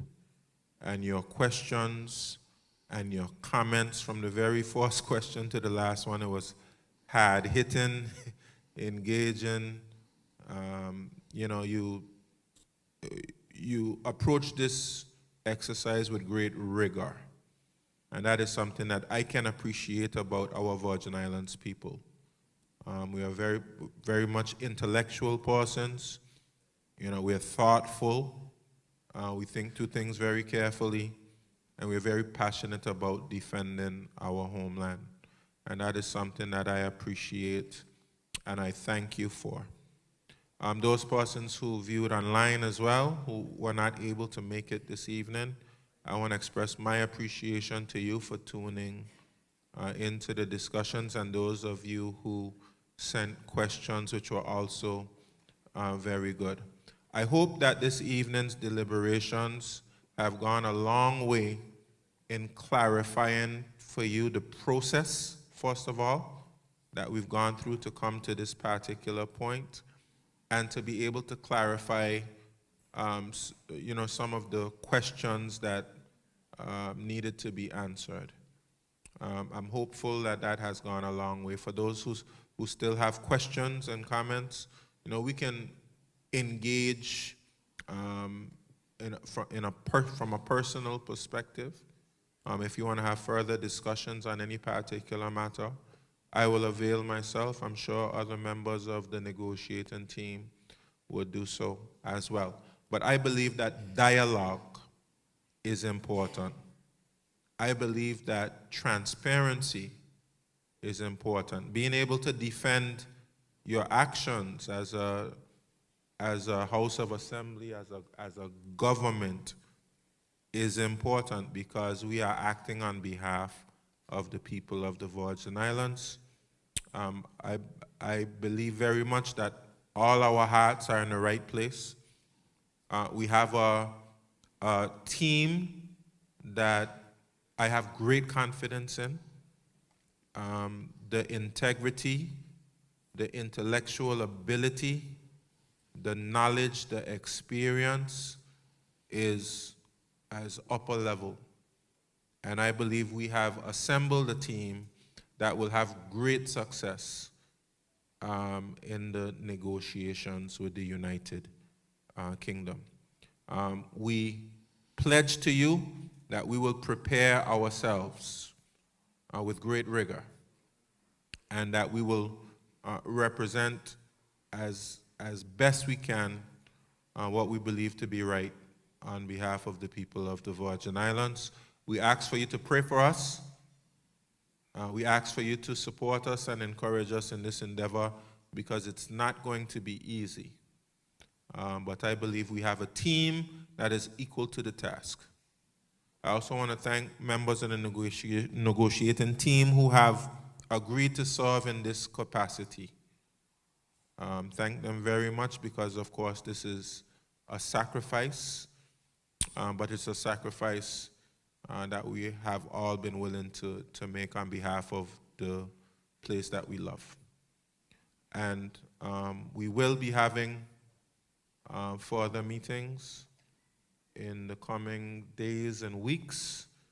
So I'm sure the PS will mention the upcoming events and pay attention for announcements of further meetings which have not been announced yet. We are going to touch all 4 of the most populated islands of the Virgin Islands in preparation for our negotiations. Thank you so much, and God bless you. Thank you very much, Premier. And with respect to the other public engagements, we are coming to Virgin Gorda. The plan is to be on Virgin Gorda on Tuesday, 26 May, on Just Van Dyke on Thursday, 28 May, and on Anegada on Friday, 29th May. So tomorrow is Wednesday, and I just need to remind you, the Acting Director of Communications is making sure that I announce that tomorrow is Virgin Islands Voice. And for the run-off show, phone lines are going to be open for the duration of the show. You can expect to hear information about the fuel costs, related relief that has come from for the Virgin Islands population. You can expect to hear about grants to farmers and fishers and the future of agriculture in terms of the farmers' reservoir, the fishermen's wharf, and agricultural complex. Your voice, your government, your forum. Ladies and gentlemen, it has been my pleasure being your moderator tonight. Have a blessed evening. Thank you.